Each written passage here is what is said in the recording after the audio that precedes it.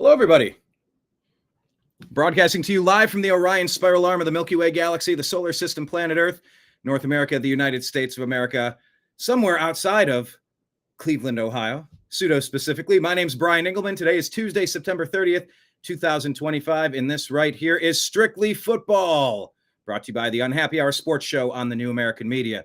This week, we're going to take a look back at the games in Week 4, and then examine the betting trends for Week 5.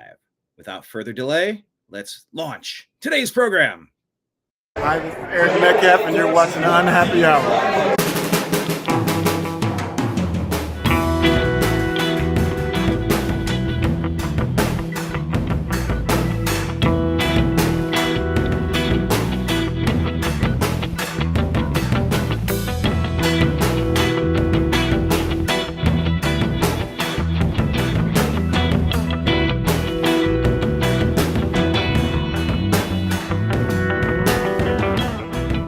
New American Media is proud to present a division of the Unhappy Hour Sports Show, Strictly Football.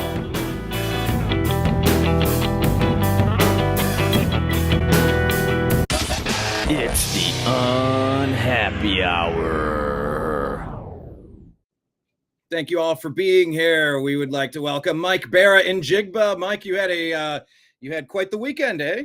12-4 on my game picks. Plus, I was in Nashville having a great time at the Alien Fest in Nashville with my buddy Tom Reed, and just had a blast and watched Red Zone on the plane all the way home. It's an amazing world we live in. You know, Izzy doesn't know this, but there was a time when such a thing was impossible. I mean, to be able to watch television live, not only that, getting every single game, all the highlights, at 37,000 feet it's an amazing world we live in. And really in only one generation, it's changed from that being impossible to being amazing. So one of the technological wonders I'm grateful for. That is an excellent point. Izzy, how fortunate do you feel that you live in a time where all the sports are happening and they're right at your fingertips? You don't even know the difference. We used to have television. I didn't have cable growing up. My dad was too cheap. I mean, all of it. It's great. I'll probably take it for granted, but yeah, it's great. It's great. The digital generation.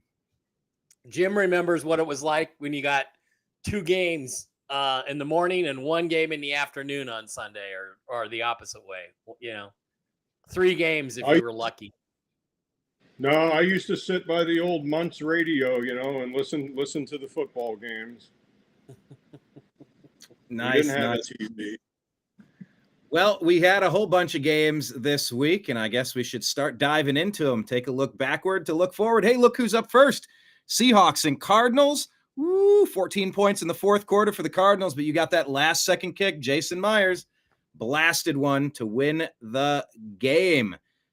Mike Bara, what did you think of this one? This was your game of the week. You're wearing the jersey and everything. And go Mariners, by the way. Why not? Go Mariners, yeah. Sorry about your Indians. I guess they already lost today, but it's not over. Yeah, we have two more games, so we just got to take care of business. Yep. And the Dodgers Mariners World Series, my pick. Dodgers Mariners would be great. A lot of people think Phillies Mariners. Look, the Mariners have never been there. They don't have any players that have really played in the World Series in the playoffs. We'll see how they handle the pressure, but they are good enough. They should have a shot at it. So let's go. This game, I was over at the Mitchell's house, and I did bet the game, and Jim can testify to this. I was extremely tense. I was really an asshole, but the truth is this game went exactly like Jim thought it would, and exactly like I thought it would, and exactly like my brother Dave Bara thought it would. Completely dominated by the Seahawks, who are the much better team. Even though the Seahawks are not great, they're much better than the Cardinals. Completely dominant, and really the thing flipped when the referee called Jackson Smith-Njigba for a ridiculous holding penalty that wasn't really a holding penalty at all. It took away Zach Charbonnet's touchdown. That touchdown would have made it 24-6 with about 30 seconds left in the third quarter. The game's over. Everybody packs it up and goes home. But that game flipped it. They took the points off the board. Later on, you had Jason Myers, who's one of the most irritating kickers in football, missing a makeable 52-yard field goal indoors that would have also given them a 13-point lead or a 10-point lead with under 5 minutes to play, pretty much locking up the game. He misses that. And then there was another pass interference call, which set up the Cardinals on the 2-yard line to get a couple of touchdowns. They had a couple lucky plays. They had a couple lucky catches. You're not going to stop anybody from scoring consistently, but that game should not have been close. It wasn't close. If the Cardinals had won, it would have been a real injustice because Seattle completely dominated the game and was the better team.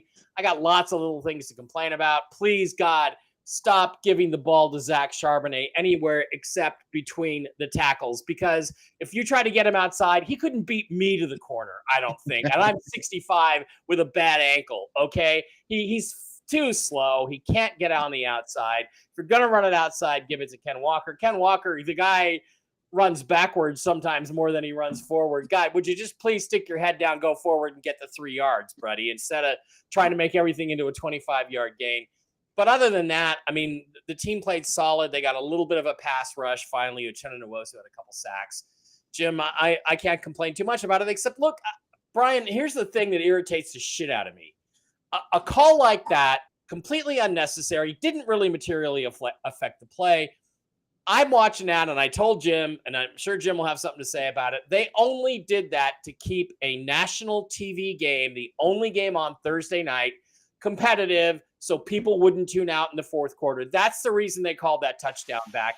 And that kind of shit just has to stop in the NFL. It really does. Because that's why they made that call, was to make sure the game didn't get out of hand. Well, Jim, that is exactly where I was going with that, Mike. Wondering, you're our gambling guy. You give us the betting trends of the week. Do you think that was exactly as it was described there by Mike, that call was a bunch of BS and it was meant to either mess with the line or mess with the interest in the rest of that game, in your opinion? Yeah, Mike is, I think, 98% right on his assessment of how the game went. Just to add on to that, I mean, this game was on Amazon Prime. All right, those of us that don't have Amazon Prime actually had to pay to watch this football game. Fortunately, Regina's got Amazon Prime, so Michael and David Bara, danced their happy ass over to my house, and Regina made pizza with no pineapple, and everything was fine. You're just mad because she made pizza for us. But Mike is understating about how upset he got. I mean, Mike was screaming so loud he shattered the Tiffany crystal, up on the.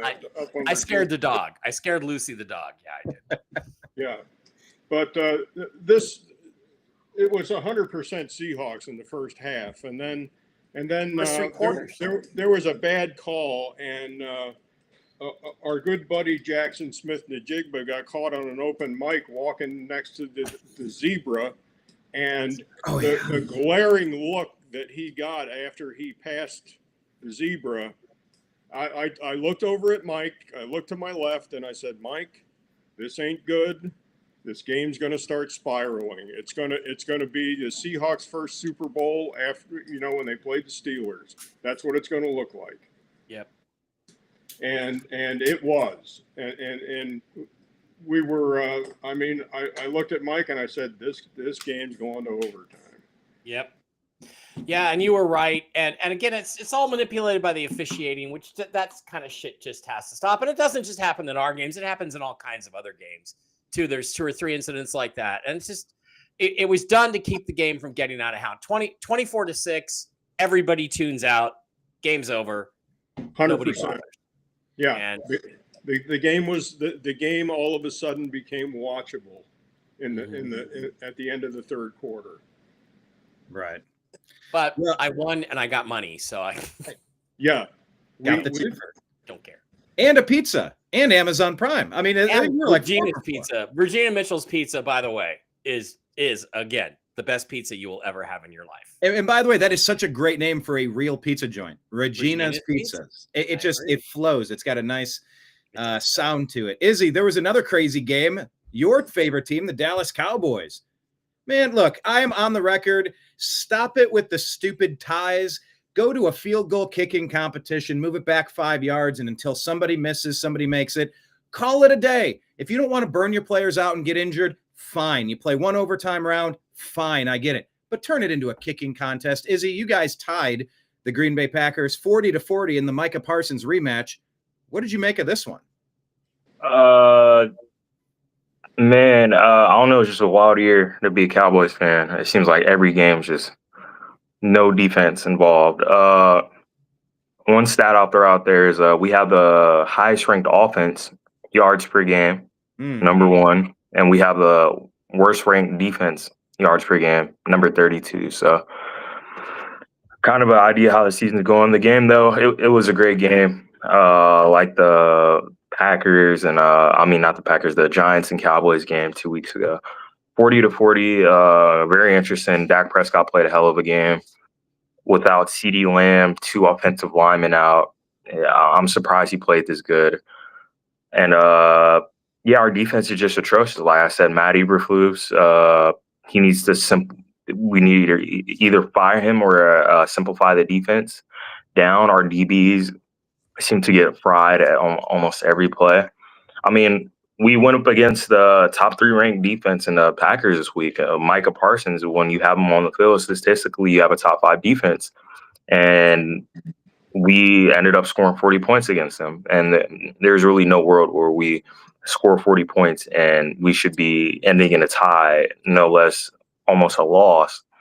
So it's what I've seen throughout the past 4 weeks from the Cowboys is our defense is atrocious no matter what, but as long as we have Dak Prescott, he's going to keep the game competitive.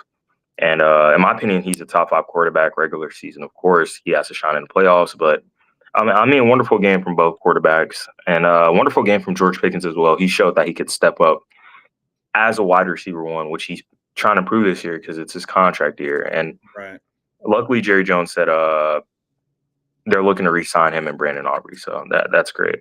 And so George Pickens, 8 receptions, 134 yards on the day, 2 touchdowns. On the other side, Romeo Doubs with 3 touchdowns on 6 targets. Mike, I think you put your hand up. Oh, I was just going to try to restream, but yeah, marvelous game by both quarterbacks. Really, I like 2 boxers, big heavyweight boxers, Ollie and Frazier or something, or Bo and Riddick Bowe and Vander Holyfield, just punching the hell out of each other, back and forth. And the Cowboys did play really well. They were down 13-0. Looked like the game was not even going to be close. And then they got play after play. They got the blocked punt or an extra point return for 2 points, and just a lot of great plays. One. Exciting game, fun game to watch. Shame it ended in a tie. It's funny because I think like in soccer, in professional soccer, it's exactly the opposite. What they should do is allow unlimited substitutions and require a goal to be scored in open play to win a soccer match. Exactly the opposite. No penalty kicks, none of this BS. Just make all the subs you want and play until somebody scores. It's sudden death. None of this, we scored a goal in extra time, but we still have another 15 minutes to play. Bullshit. First team to score in open play wins. That's what they should do in soccer. In football, I'm with you. They should just keep playing until somebody scores. And I'm not a big soccer fan, but I look at soccer going, if they can have a shootout, you can have a kickoff, you can have a kick out. Yeah, but I don't want a kicking contest to decide NFL football games. I really want somebody to score an open play. And look, if it was the playoffs, it would have gone on. But playoffs. I mean, a part of this too is you remember the Cardinals Seahawks game in 2017 where Cam Chancellor career ended with in overtime. His career ended with a pinched nerve in his neck, disc issue. Richard Sherman tore his Achilles in that game. That was a game that just went on and on and on. And I think that's why they changed the rule back then. So you don't like ties, but that game, I don't know. After each team has one possession, I liked it where the next team that scores wins. You gotta stop. If you're on defense, you got to stop them. If you're on offense, you got to score. Gotcha. Thought from you, Jim. Yeah, this game in the sportsbook, this game opened at 6.5, and it pretty much closed at 6.5 also, favoring the Packers, which means statistically, which means there was an even amount of money on both sides of this game. The over-under, of course, went way over. I mean, the over-under on this was 80. If you had the over, I mean, you were cashing checks all day. But I thought the Cowboys outplayed the Packers in this game. I think they had a better game. in this game. And even though the Packers going into this game were 5-0 straight up against the Cowboys, now they're 5-0-1 and 7-2 against the spread versus the Cowboys. So Cowboys covered the spread comfortably in this game. I mean, when it went to overtime, you were assured to win because the most they're going to score is 6 points in an overtime. And realistically, the way these games are decided in overtime games is 3 points. So going into overtime, you're doing this and you're putting the key in the ignition and getting ready to, drive down to the casino to cash your ticket like Mike did, at the end. Right. Well, here's the best part. Get this. Dave Bara says, "Oh, I want to bet this game." And I said, "Great. So what does he do all afternoon?" He sleeps like he always does. Takes a fucking nap, right? So I go to the casino and I take $200 out of my bank account and I put $200 on the Seahawks, right?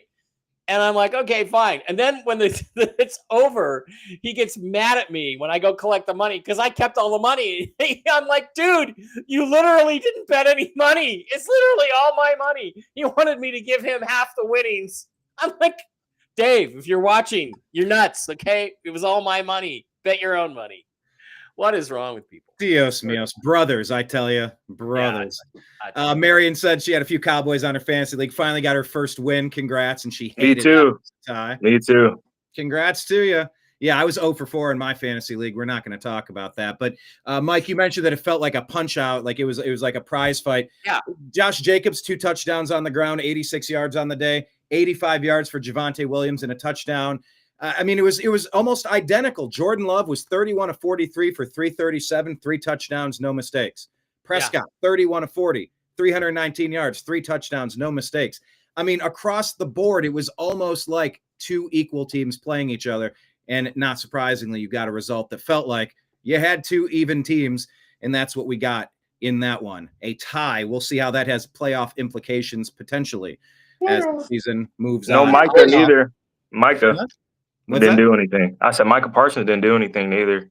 And the conversation now is he had a sack. Yeah, technically he had a sack, but I don't really see that as a sack. I think he was chasing Dak down from behind. Yeah. So now the question is, did Jerry Jones win that trade? It's way too early to tell, but Jerry got a haul. We'll see how it plays out. Well, look, he got a starter who's playing. What is it? Kenny Clark's playing. He's playing great. Cowboys playing really well. 2 first-round picks for a guy who was discontented. Mm-hmm. We'll see how. And he got cap space. He got loads of cap space, which he's already spent on other guys. Yeah. So I think this is a trade that's going to work out in the end for both teams because I think the Packers are going to be happy with Micah Parsons when he gets fully healthy, which may not be till next year. And I think the Cowboys are probably going to be happy if they draft well with those 2 picks. Statistically, we're good at drafting. So in the first round. Yeah. Well, the Browns needed to make a trade after this game because our tackle play has been atrocious. It was on full display in this game. The Cleveland Browns had a really good first half with defense, but man, they took care of business in the second half. The Lions whooped on the Browns 34-10, but a lot of the Lions scoring, if we're going to be honest about it, a lot of it came on very short field situations. The Browns can't be expected to hold everybody to nothing the entire game. They're getting almost no help from their offense. Joe Flacco on the season now has 2 touchdowns, 6 interceptions. It's really not sustainable. But however, if you watch the game like I did and followed what was happening, the players are dropping passes. Jerry Jeudy, they're bouncing off of his hands. The people are missing passes. The tackles are not giving him a lot of time. You can't blame Joe Flacco for everything. But on the flip side, there's almost no mobility left in the man. Mm-hmm. The rumors are now that maybe Dylan Gabriel even gets the start Thursday over in London. We'll see if it goes that far. Yeah, I think that's true. I saw a lot of reports this morning that he'll be starting next week. It is possible. Mike's nodding your head. Yeah. Well, I think that would be the smart thing to do. Because look, Flacco, what did he have? His passer rating was 39.3. Yeah. He had no touchdowns, 2 interceptions. I get it. Jerry Jeudy, I don't think he's Russell Wilson's favorite guy either from his time in Denver. But it's time to start the new quarterback. And whether it's Shadur Sanders or Dylan Gabriel, let them start who they want. But, you got these 2 young guys on the roster. You may as well try him. You may as well. You got to see what you have, because if we're going to be one of the top picks next year, also having 2 first-round picks, so if we're sitting at 5 or 4, maybe we could trade a couple prospects and move up and get the number 1 pick or the number 2 pick and get our guy. We need to see who we have. Quinshon Judkins looks legit, 82 yards and a touchdown on the day, but really not getting a lot. They put Dylan Gabriel in right at the end. He will get the start when they do finally make the move. The guy played 5 or 6 years in college. Shador played on a janky team and a janky system for 1 year. You know, he's not ready. He's a developmental guy. Maybe he'll get his chance this year. Who knows? But the Browns are struggling. The interesting part about the Browns is that the rest of the division is trash. Joe Burrow's out maybe for the season. We'll see how that happens, how that plays out. Lamar Jackson is out for 2 to 3 weeks. They're 1-3. Steelers are the cream of the crop, and they're a beatable team. So who knows? Anybody can go on a run. Take it from my Cleveland Indians. You can win 22 out of 25 and make the playoffs. This was a tough game. Jared Goff, 2 touchdowns on the day. 2 of those going to Amon-Ra St. Brown, and Jahmyr Gibbs punches it in for a touchdown. It was a regrettable game, a sad, pathetic game. Let's go to the Jim, you had something you wanted to add, right? Oh, Jim? thank you. I was not looking. If your hand was up, my apologies, Jim. Take it away. You weren't looking, Brian. I don't know if you mentioned it, but I saw last night DeAndre Carter is out coming up this week, and so is Cedric Tillman. He will be out. Oh, what is Tillman's? I didn't catch the Tillman injury. I think it's I think they said it was a hamstring. Okay. Well, we got Isaiah Bond now. He was the guy from Texas that had a potential accusation that got cleared up, and nothing came of it. A lot of allegations, a lot of accusations. It happened to Quinshon Judkins. It happened to Trevor Bauer. Just being accused of something doesn't mean you did anything, and that's why we have a court system. But Isaiah Bond is that wide receiver we brought in. Could have been a 2nd-round pick, and we kind of got him as a free agent. It was a pretty good signing for us. So I guess he's probably going to step into that role. I didn't know that he was out, but Isaiah Bond. Isaiah Bond. You know what? Do you think? All right, there's a great question. Do you think that we could petition the NFL to make Isaiah Bond's jersey number 007? Yeah, no, this is not going to happen. That would be incredible. No league ever lets players named Bond do that. They've tried it before. That's right. It's the no fun league. I suppose you're right. Well, there was a guy in the old American Soccer League decades ago named Kevin Bond, and they wanted to do 007, and they wouldn't let him do it. Bond, Kevin Bond. Not going to happen. All right, be better too. Fair. No, that's true. Maybe if he can develop it, but if they're going to England, international man of intrigue and espionage, perhaps. I mean, it's a great way to launch the Bond career. All right, Steelers get the win here over the struggling Vikings, 24-21. This was Carson Wentz versus Aaron Rodgers. I don't know what to say about this one. Who has thoughts on this game? Any hands? Well, the Aaron Rodgers revenge tour continues. You didn't sign me. Okay, I'm going to fucking beat you. That's what he did with the Jets. He just did it with the Vikings. Honestly, watch this game. It wasn't really that close a game. Vikings kind of got some garbage time to make it look closer, put a little more pressure on the Steelers, but they pretty solidly had it. And, I do think that Rodgers is a little bit on a revenge tear here. Mm-hmm. The Vikings woulda, coulda, shoulda signed him. And just think about how much better off they'd be if they did. Yeah. They're 2-2, but Rodgers is better than JJ McCarthy, and he's sure as hell better than Carson Wentz. The only thing I hear about it, and he would definitely be able to get the ball to guys like Justin Jefferson and Addison, and he'd be good for them. And I think he's pissed that they, I think he's really smug and enjoying his wins over these teams that could have had him and didn't want him. So. The one thing I did hear JJ McCarthy will practice this week, but I don't think he will be playing this week, but he may play next week. But my response to that is, so what?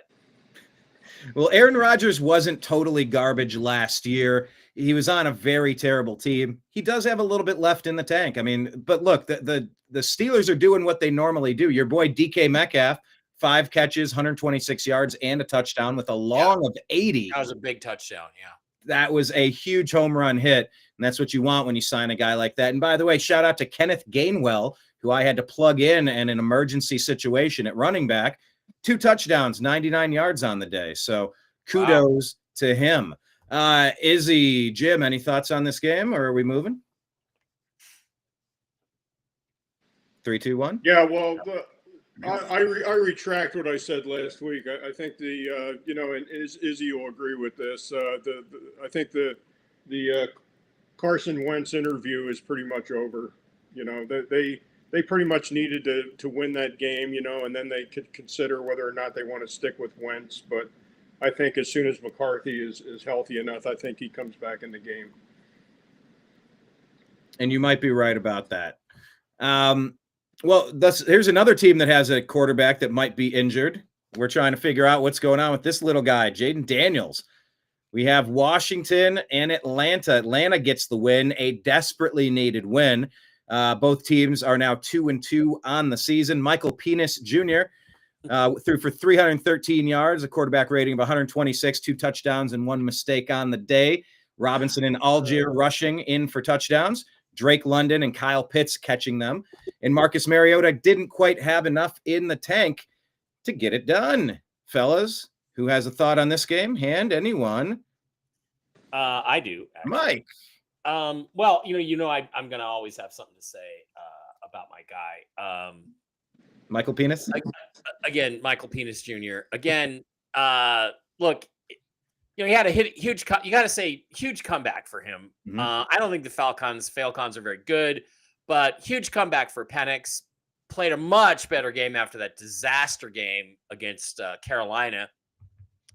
And the thing about it is he just makes some throws that I don't think anybody else in this league can make. There was a cross shot.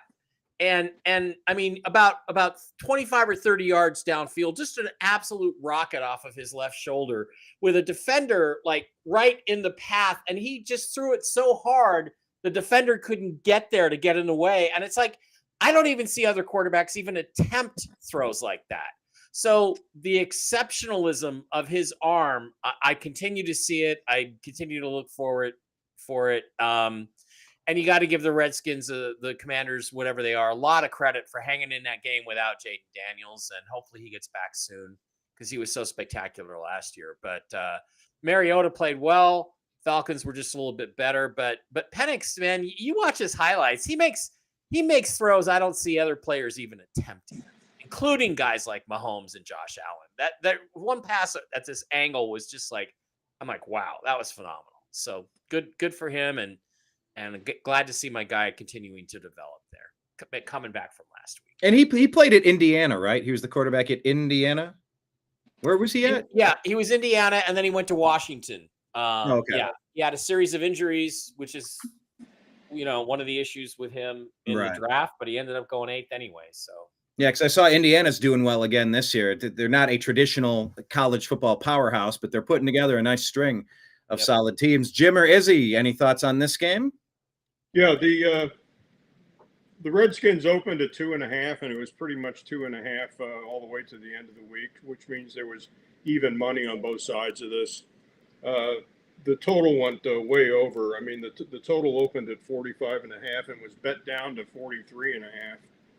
But there was no sweat if you had the over on this. I mean, the over went to 61, so you were comfortable there.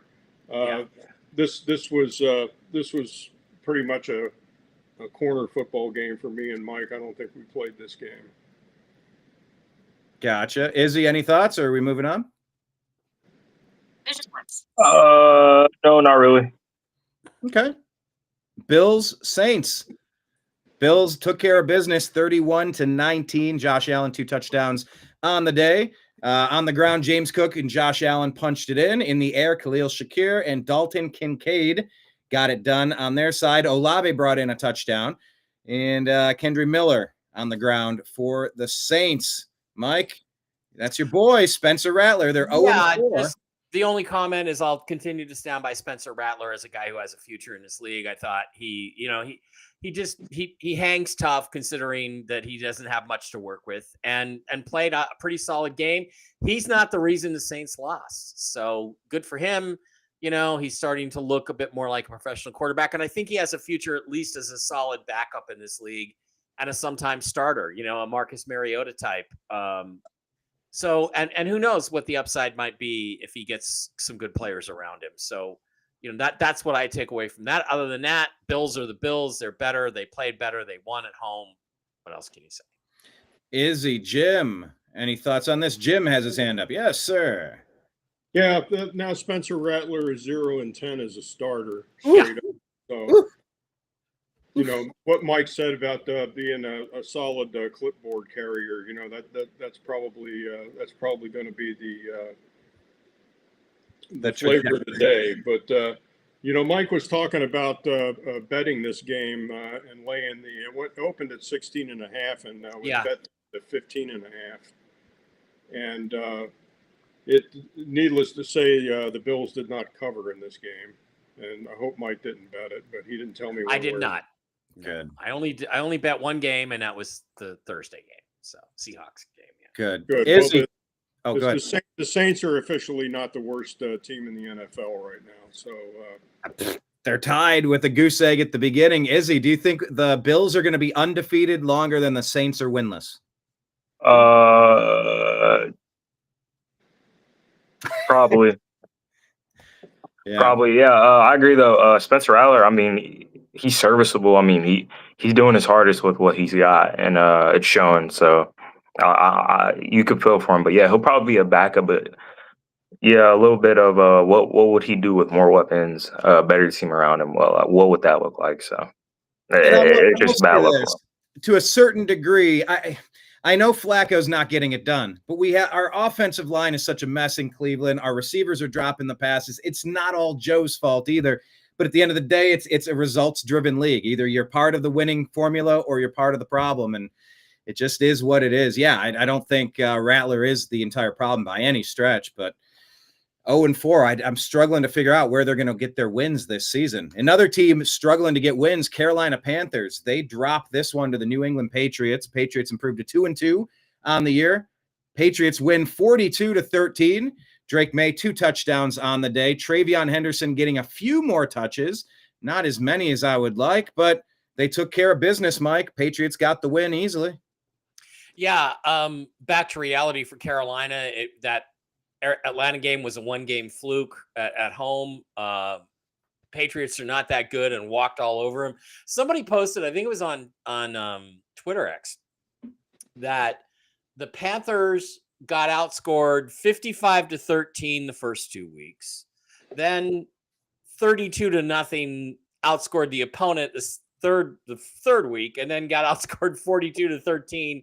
I mean, it's like they're like Jekyll and Hyde and really inconsistent. And I mean, Bryce Young, just every time you start to believe in Bryce Young, he comes along and has a game like this where you just kind of wonder what he's doing. He got decisively outplayed by Drake May in that game, and Drake May's not that good. So, nothing else to say about it except, the Panthers, if I was them, I'd be looking for another quarterback at the top of the draft this year. Yeah, they might be. They're tied with the Browns with a 1-3 record. Jim, what say you? Yeah, the glaring stat on this game, I mean, if the Panthers are on the road and you want to cash a ticket, take the other side. I mean, it's the Panthers are now 2-17-1 straight up on the road. So that's a glaring statistic right there. And this was one of my favorite games of the week, was going ahead and taking our friend Ramondre Stevenson and the Patriots. But this worked out, and it worked out as planned as far as the Panthers losing the game. They not only lost the game, they lost the game big, and that's what we look for. Facts. Izzy, any thoughts on this one?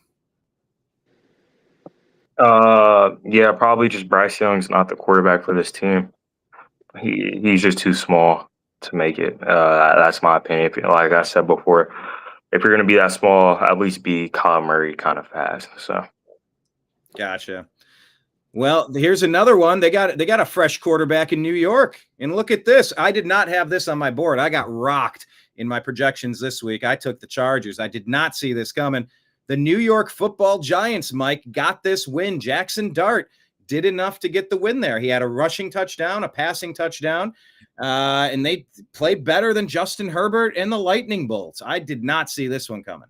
Okay, well, the passing touchdown was a shovel pass, which is essentially a forward handoff. So give me a fucking break. It's not a real touchdown pass. And I think wait till we shovel get to the Eagles game. Oh my Yeah. God.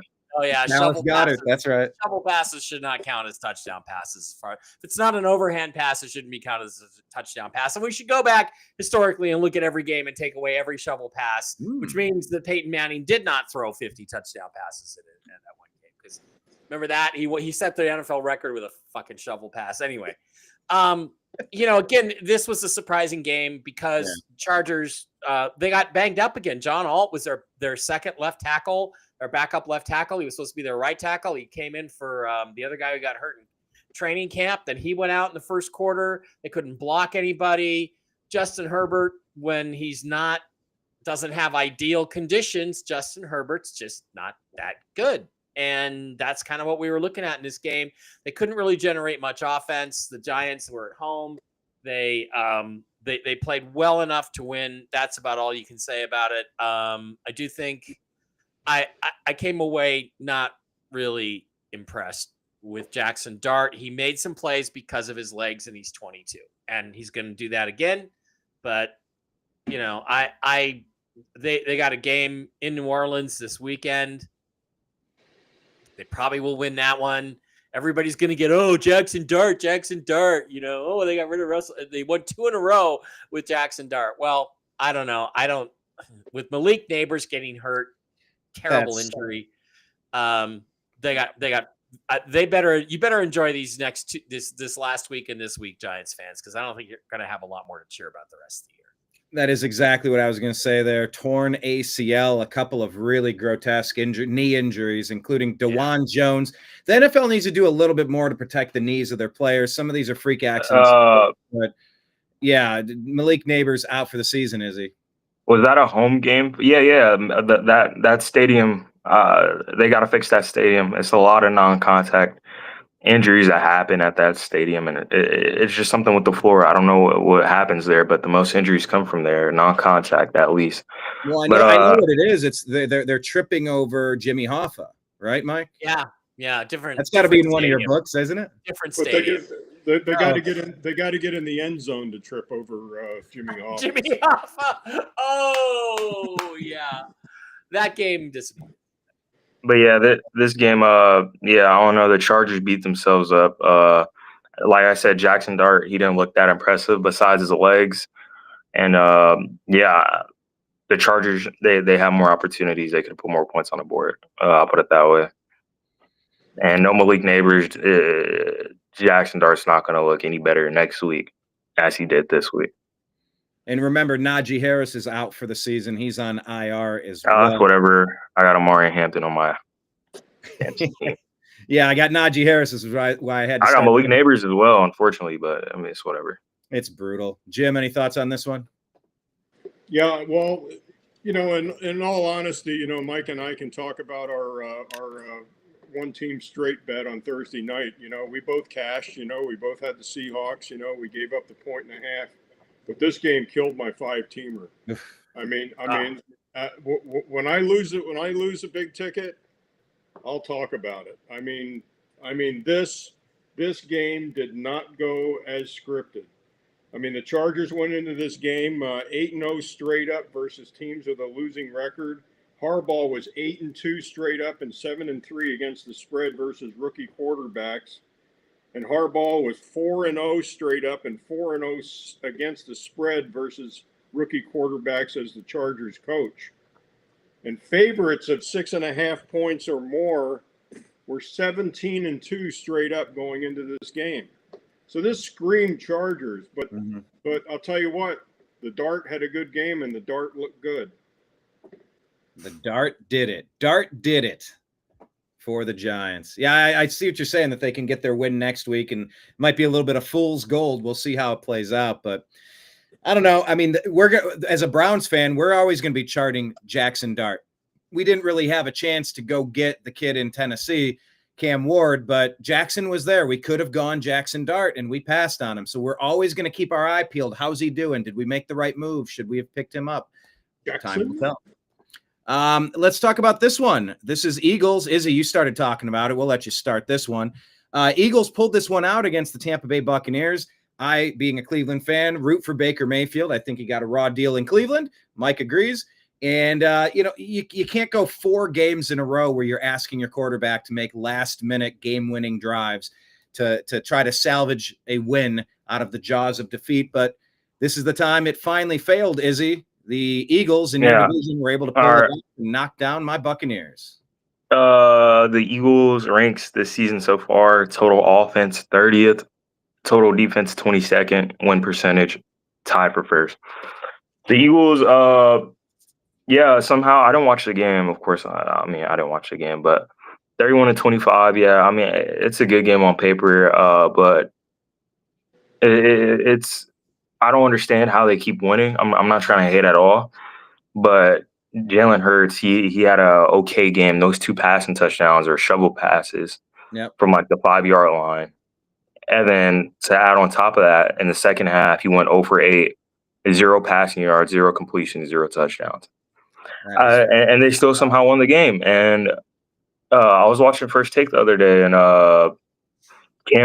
Michael Irvin put it that AJ Brown was complaining, and it gets to the point where once they lose that game, then it's AJ Brown can finally say, "I told you so." Look what more we could have done. So it's just mediocrity from probably head coaching, play calling, and also quarterback play. And in my opinion, Jalen Hurts is in the top 10 quarterback. I still label him as a fullback that plays quarterback. But I mean they're undefeated. You can't take that away from them. But I just don't understand how they're winning games by the way they're playing. So that's my input. Pedigree, and they're kind of they are the champs. They are. So somehow that's the way I put it. Dude, what are you bubbling up over there with AJ Brown and the discontent and just all of it in general? Well, AJ Brown's asked for a trade, so he wants out. I think it's just that in the current offense, the way it's set up, Jalen Hurts can't get him the ball. I don't know why that's more important than winning. You got paid. You've been paid. You're going to be paid. Why is that more important? Why don't you just go out and win games? And so you only get a couple receptions and 7 attempts or something like that. Okay, you're winning football games, man. You won a Super Bowl last year. You get to win another one. And okay, you don't like the coach, you don't like the coordinator. What are you trying to do? Play for another contract? I mean, he's got a good contract. I could look it up, but he's going to get paid. He's going to win football games. It seems like he's creating. There's always some dickbag who on a successful team is creating problems because he's selfish. And it's like, dude, sit back, relax. You're not going to make any more money anywhere else. I can completely agree with you that winning is 100% the number one matter in football, in any sport. I completely agree. But like I said, Michael Irvin put it a good way, is that once they lose that first game, then it's like the whole team's going to crumble from that one player. And players wanting the ball, they're going to be like, oh, we could have won if I got the ball, if this happened, if that happened. Mm-hmm. And it's just a matter of time until that happens. But they're winning. But like I say, it's just a matter of time until that happens, and the whole team. I mean, AJ, just if you want to play more, if you want to be more involved in the offense, all that, great. But wait till next year. Just play the season out. You got a shot to win another Super Bowl. That's what I do. I don't get why he has to make a big deal out of this right now. It's a look at me thing. It's what? It's a look at me thing. Yeah. And it's like, dude, just have fun. You don't get very many windows like this where Seattle had our 2-year run at the Super Bowl, should have won both of them. You don't get runs like that very often. Just enjoy it and don't be selfish. And you're not going to get paid anymore anywhere else. So just go with it. So in the terms there that I looked up, according to Grok, 3 years, $96 million, and the average annual value was $32 million, which was the highest for receivers at the time of signing. Yeah. So he's. Let me go to the cap calculator here for the Eagles. Go to the cap calculator and let me bounce to Jim. Did you have a thought on this one?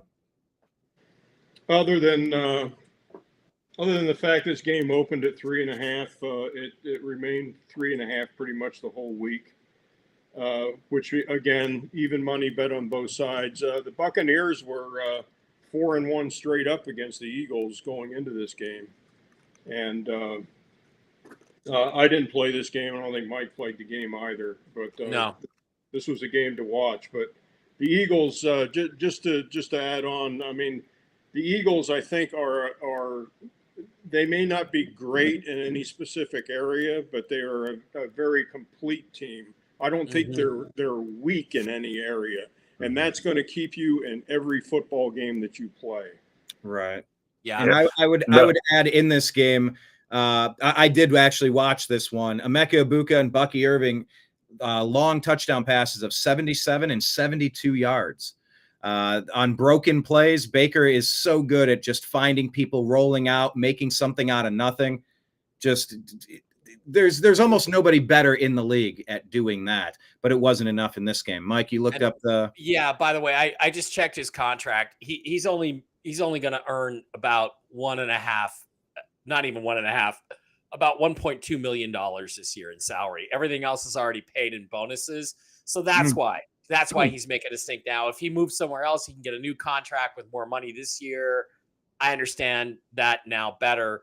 But the cap hit, the dead cap hit, puts the Eagles over the cap if they trade him or if they cut him. So he's not going anywhere. So they're not going to do that. So it's not going to happen. And the other thing about this game too that's important is the Buccaneers are very beat up. There was a lot of injuries in that game. They took a lot more injuries, and it's probably going to affect my pick for this weekend's game against the Seahawks. So. Yeah, and Mike Evans being out, Godwin coming back, but I mean their offensive line, they're missing 3 starters. It's they're gutting out some of these wins, but you just can't keep asking Baker to pull rabbits out of hats and expect to be successful in the league. It's unfair. Same thing with Dak. Same thing with Dak. There you go. All right. Well, hey, let's go to this one. Houston Texans, they improved to 1-3, getting their first win of the year. CJ Stroud played fairly well, 22 of 28, 233 with 2 touchdowns, no stupid mistakes. Woody Marks looking good, touchdown on the day, and at 1 on the ground, 1 in the air, and Jaden Higgins catching another one. Cam Ward, no touchdowns, an interception on the day. Tennessee drops to 0-4. Mike? Anyone who wants to talk about this? An awful game. I watched bits of it on Red Zone. Just terrible game. 2 terrible teams. I continue to not know what the problem is with CJ Stroud, but terrible game, terrible teams.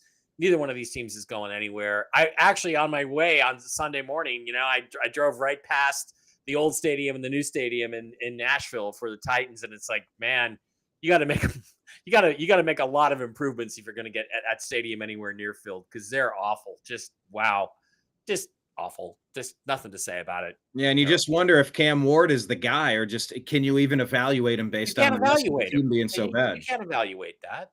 You don't have enough talent around him to even be competitive. I can see that. And I'm a Buckeye fan, so I'm pulling for CJ Stroud. I'm a Browns fan. I'm pulling for Nick Chubb. I mean, just the Texans have not been great for the past couple of years. Jim, any thoughts on this? Izzy, any thoughts? Yeah, the Titans were going into this game were 4-1 straight up versus the Texans in Houston, but they are not the squad, nor do they have the coach that they used to have. And I agree with Mike. I think the Titans are now the worst team in the league, and they just passed the Saints, for that crown. But I'm sure we'll get to the game picks. But interestingly enough, Houston shut out the Titans and 2 bad football teams. 26-0. They shut the Titans out. The Titans are a favorite against the Ravens this week. Titans are a favorite against the Ravens. Well, Ravens have their backup quarterback, of course, but wow, that doesn't even sound right. The Titans are favored in that game at Baltimore. Okay, all right. I don't even waste my. I'm gonna go bet that game. I'm taking the Ravens. Yeah, I don't do a lot of gambling, but that one is almost tempting me just on inertia alone. That's the drive up to the Suncoast. That's what I'm thinking.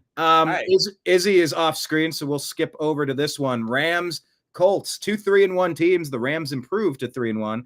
The formerly undefeated Colts drop in this one. Daniel Jones looked mortal, had 2 interceptions on the day here. Tyler Warren had a rushing touchdown of all things.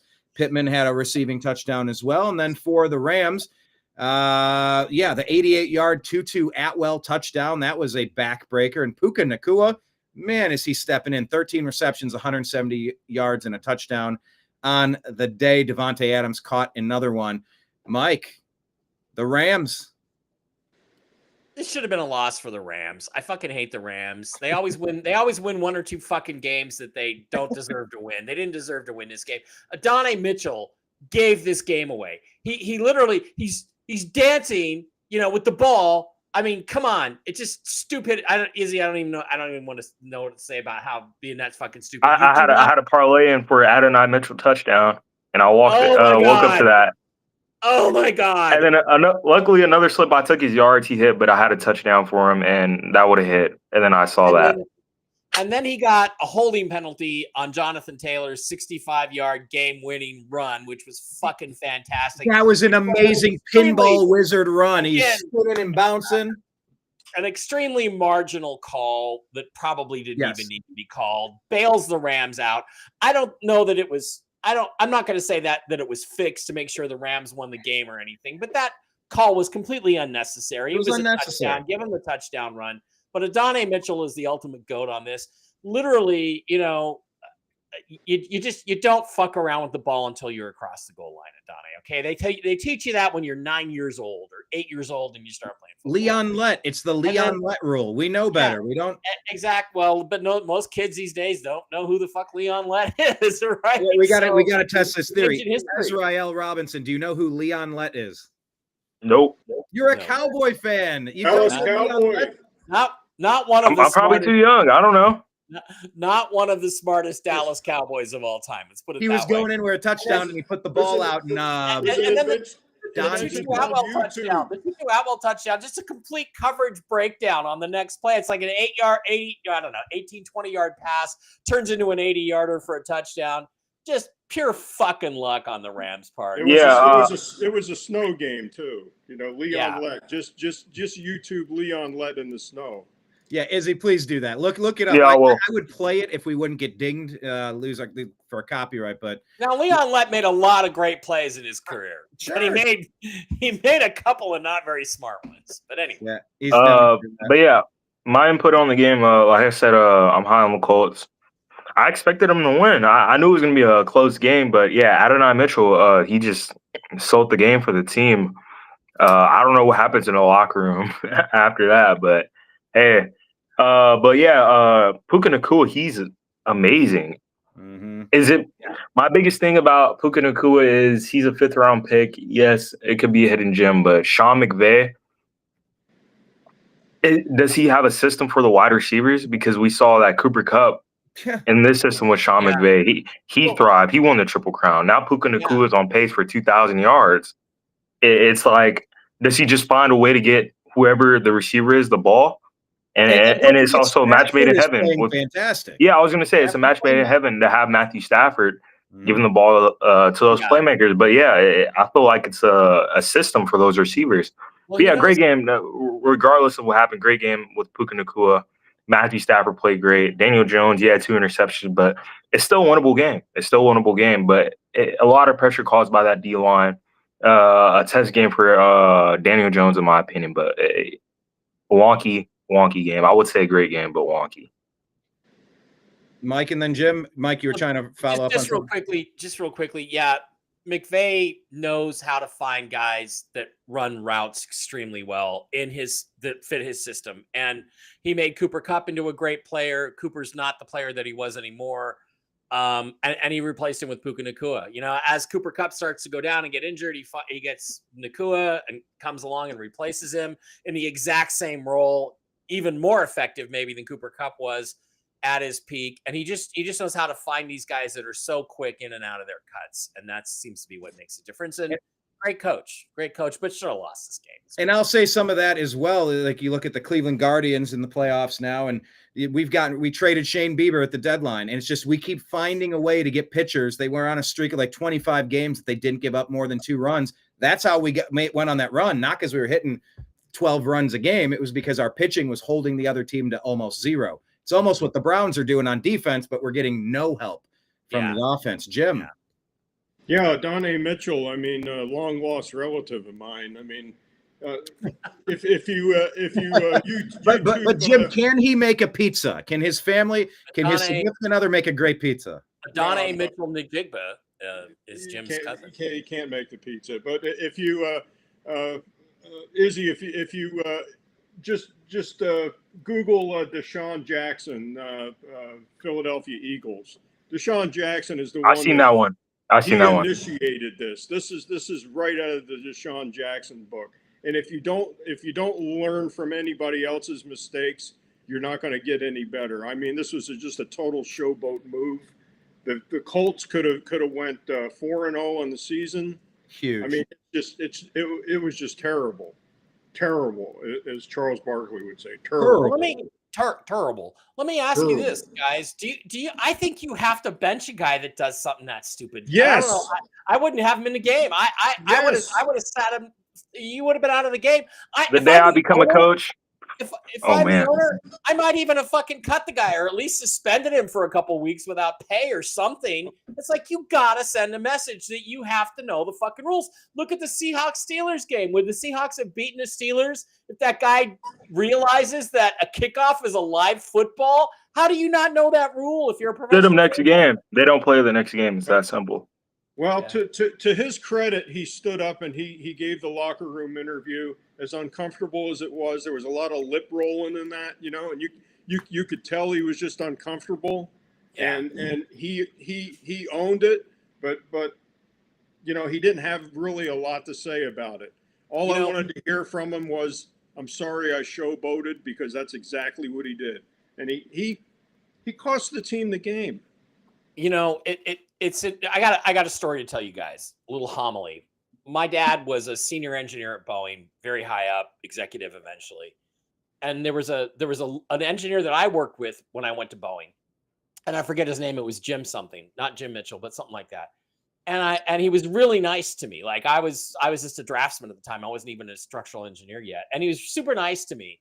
And I'm like, Dad, there's this guy, Joe so-and-so or whatever, Jim so-and-so. And I said, God, he's super nice to me all the time. Why is he so nice to me? And he said, well, let me tell you, in like 1962 on the 727 program, he was in charge of some part of the airplane, leading edge slats or something. And he made as a lead engineer, and he made a huge mistake in the design. And it cost the company like $2 million to fix that mistake.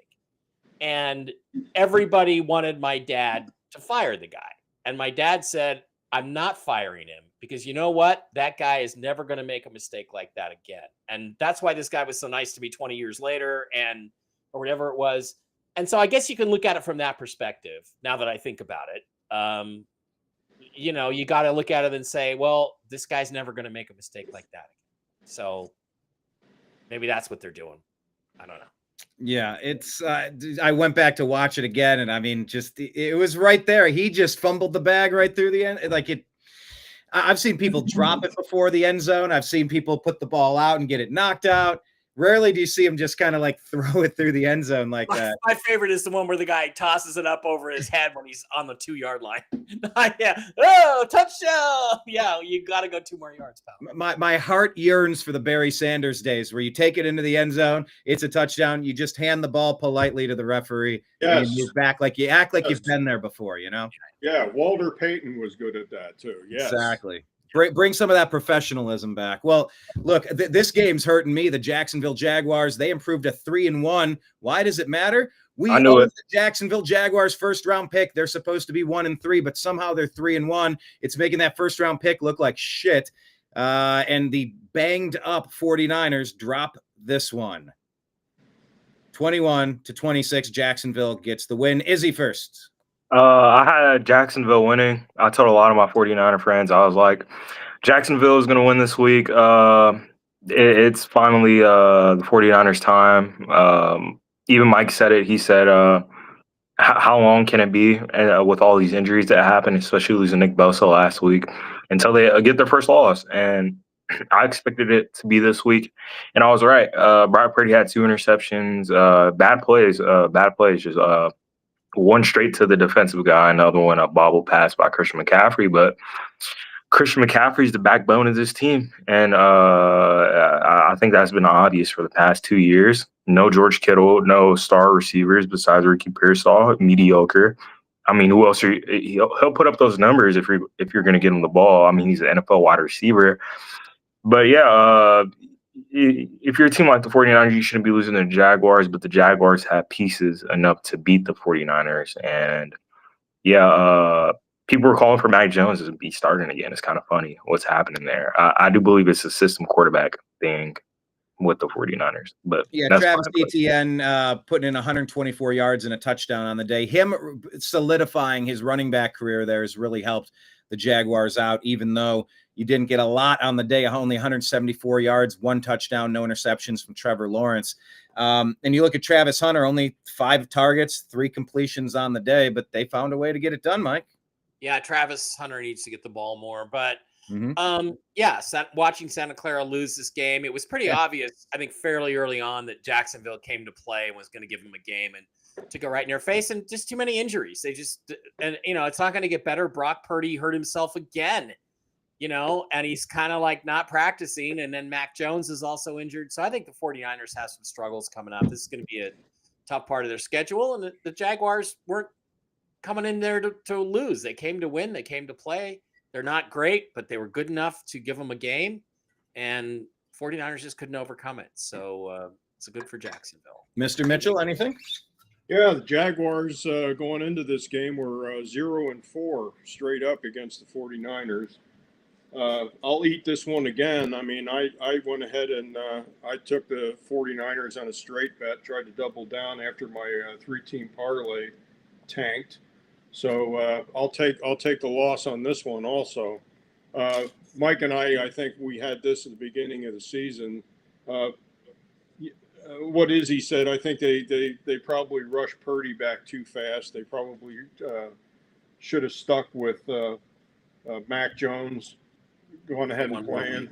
No playoffs for Santa Clara this year. Playoffs. Don't talk about playoffs. You kidding me? Playoffs? Just trying to win a game. Nice. All right. Let's talk about Chiefs beating the Ravens. Are the Ravens this bad, or are the Chiefs turning it around, Izzy? Like I said, I was very high on the Ravens defense to go into the year. I gave them 2 more shots until week 3. And I just got to give up on it now. I hate giving up on things that I have a good feeling about, but it's just not seeming to work out. They have names. They have people that can make plays, but it's just not happening. It's not clicking. I didn't watch the game, but Lamar Jackson to get hurt seems 2 to 4 weeks he'll be out. And that's a huge hit to this team. And that's the defense. That's your former boy from. Yeah, I know. Yeah. I'm happy to see him playing again. I mean, he's a serviceable quarterback. He'll do what he needs to do. But at the end of the day, he is a backup. But also, I don't see him winning any more games with the way their defense is playing, especially with Lamar out. Because that we can think of the Baltimore Ravens without having a bang up defense, Mike. It's just. I don't even know what to make of this. I've been hoping they were going to suck my entire life since they stole my franchise in 95. But yeah, their defense is finally failing them. I figured like maybe just the now, finally in our favor. Their defense has always been good, but and then one thing about the Chiefs, Xavier Worthy's back. That's a huge addition for Patrick Mahomes. I mean, come on. Mm-hmm. I don't need to say anymore. Yeah, I mean, again, we have the Mahomes Andy Reid record in September, and it's starting to come through. They've won 2 in a row now, so they're back to even keel. Baltimore is that terrible. They can't stop anybody on defense. Lamar being out is critical. One of the best players in the league. So I think I like them this week. I think we just talked about that earlier, but regardless, they're not. I don't think they're in it for the long term this year. I really don't. And even Derrick Henry, how many what is he had 2 or 3 fumbles in games this year that have cost him games, or damn near cost him games. So they look bad. Yeah, Lamar had a lost fumble in this game. Yeah, they don't look good. So Kansas City's righted the ship, and they're getting healthier, and Baltimore is taking on water and sinking, and they're getting more beat up. So yeah, the AFC North is winnable. I mean, I know the Browns are 1-3, but our defense is solid. Maybe we get a spark out of a quarterback and we can fight the Steelers. I mean, the Bengals are terrible without Joe Burrow, and Burrow got injured because they're that terrible. Their line is that bad. Kansas City, they didn't just get Xavier Worthy back. I mean, they're getting production from Tyquan Thornton, Isaiah Pacheco, Juju Smith-Schuster, and Hollywood Brown, all catching touchdown receptions on the day, Jim. Anything stand out to you in this one? Yeah, well, it's like Mike said. I mean, Andy Reid and Mahomes. Andy Reid 27-6 straight up in September. Mahomes is 19-4 straight up in September. Chiefs are 4-1 straight up against the Ravens. Now they're 5-1 straight up against the Ravens. Mahomes 28-12-1 straight up as a favorite of 3 points or less. Chiefs 12-4-1 against the spread as a dog. I mean, this game pretty much screamed Chiefs. Loud stadium. Ravens going in playing a tough team. Lamar's just not good in the moment. He's his broadcasting career is starting to look better here. So just to double down on the injuries. Jackson's out. Roquan Smith is out, and Marlon Humphrey is also out. And it looks like Izzy's old friend Cooper Rush, he's going to be starting the game. So that's crazy. I'm happy to see that. Yeah. And the Ravens are not favored to win that game against the Titans. That's just whoa. That's no Texans. Is it Texans or the Titans? Am I screwing up the next week? I might have said Titans. It's Texans. Okay. Okay. I'm sorry. I thought Ravens it was Titans. Texans. Texans are opened at 1.5, and it is still 1.5. They are 1.5 point favorite. And I think the Texans are starting to get things stabilized at this point, so they're going to be a different team moving forward, I think. But yeah, if it was the Titans, man, I would have went and put some money on that, and I don't bet a lot. All right, what about this one? The Bears block the field goal at the last second, Mike. This is right in your backyard in Vegas. I know you were in Nashville, but the Bears get it done. And by the way, they did a comparison really quick. They did a comparison side by side, CJ Stroud and Caleb Williams. Yeah. Since they met and played, Caleb's severely outplaying him, which is kind of shocking to me. Yeah, it is. But, Caleb Williams, again, I saw something the other day. I don't know.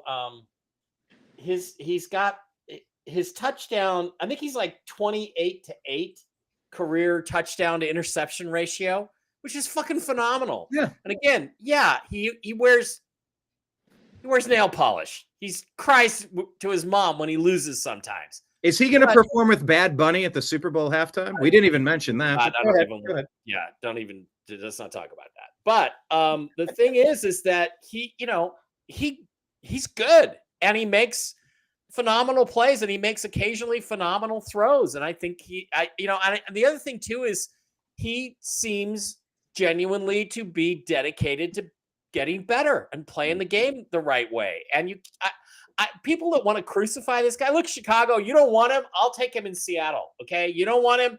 I'll gladly take him. We'll give you Sam Darnold and a couple of firsts for that guy. At least I would if I was the owner. So a guy that just, the yards are the yards there. No, but come on, they will. You just got to keep growing with this guy.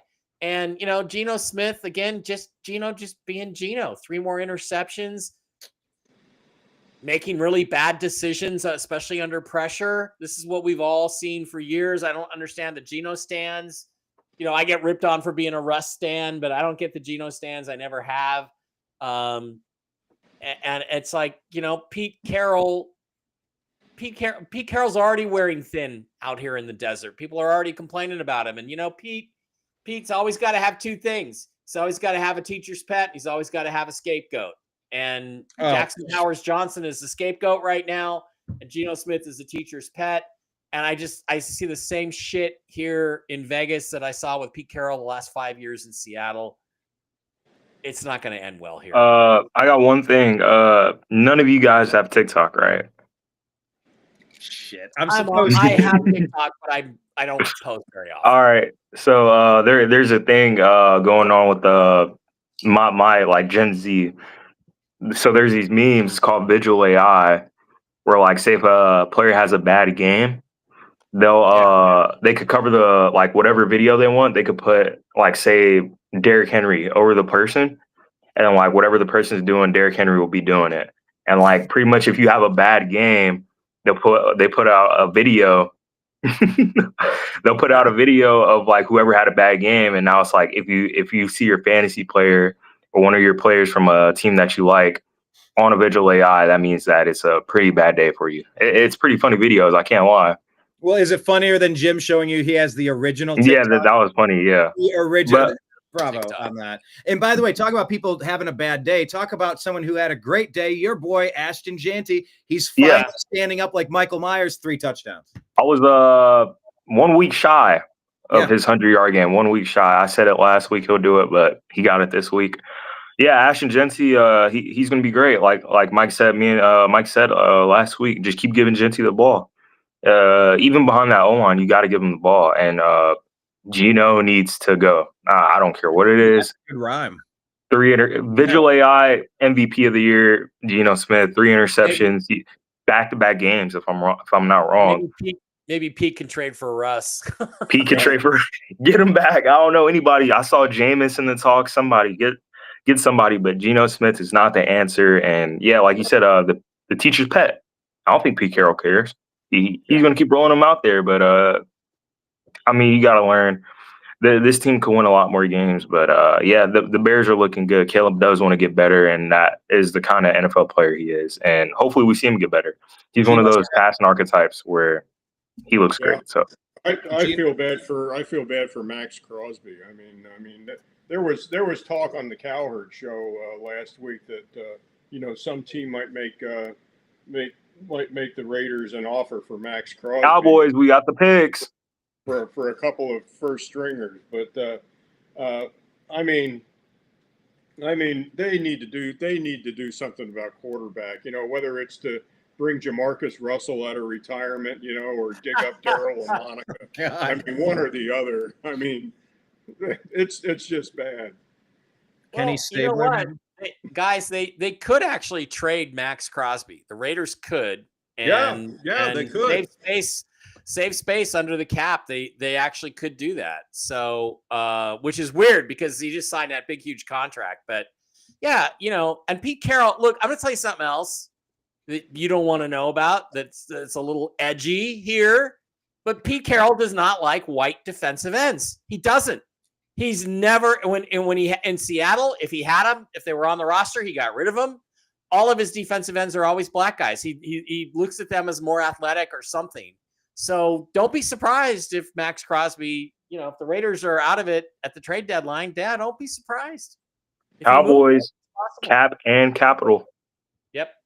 Good player. Something to keep our eye on. Any other thoughts? One thing about the Raiders, I feel like they should trade Max Crosby to a team in chalk this season.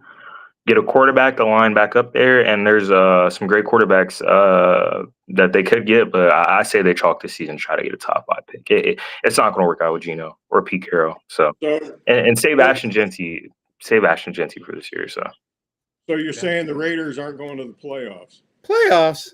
No. Playoffs? Don't talk about it. Playoffs? You kidding me?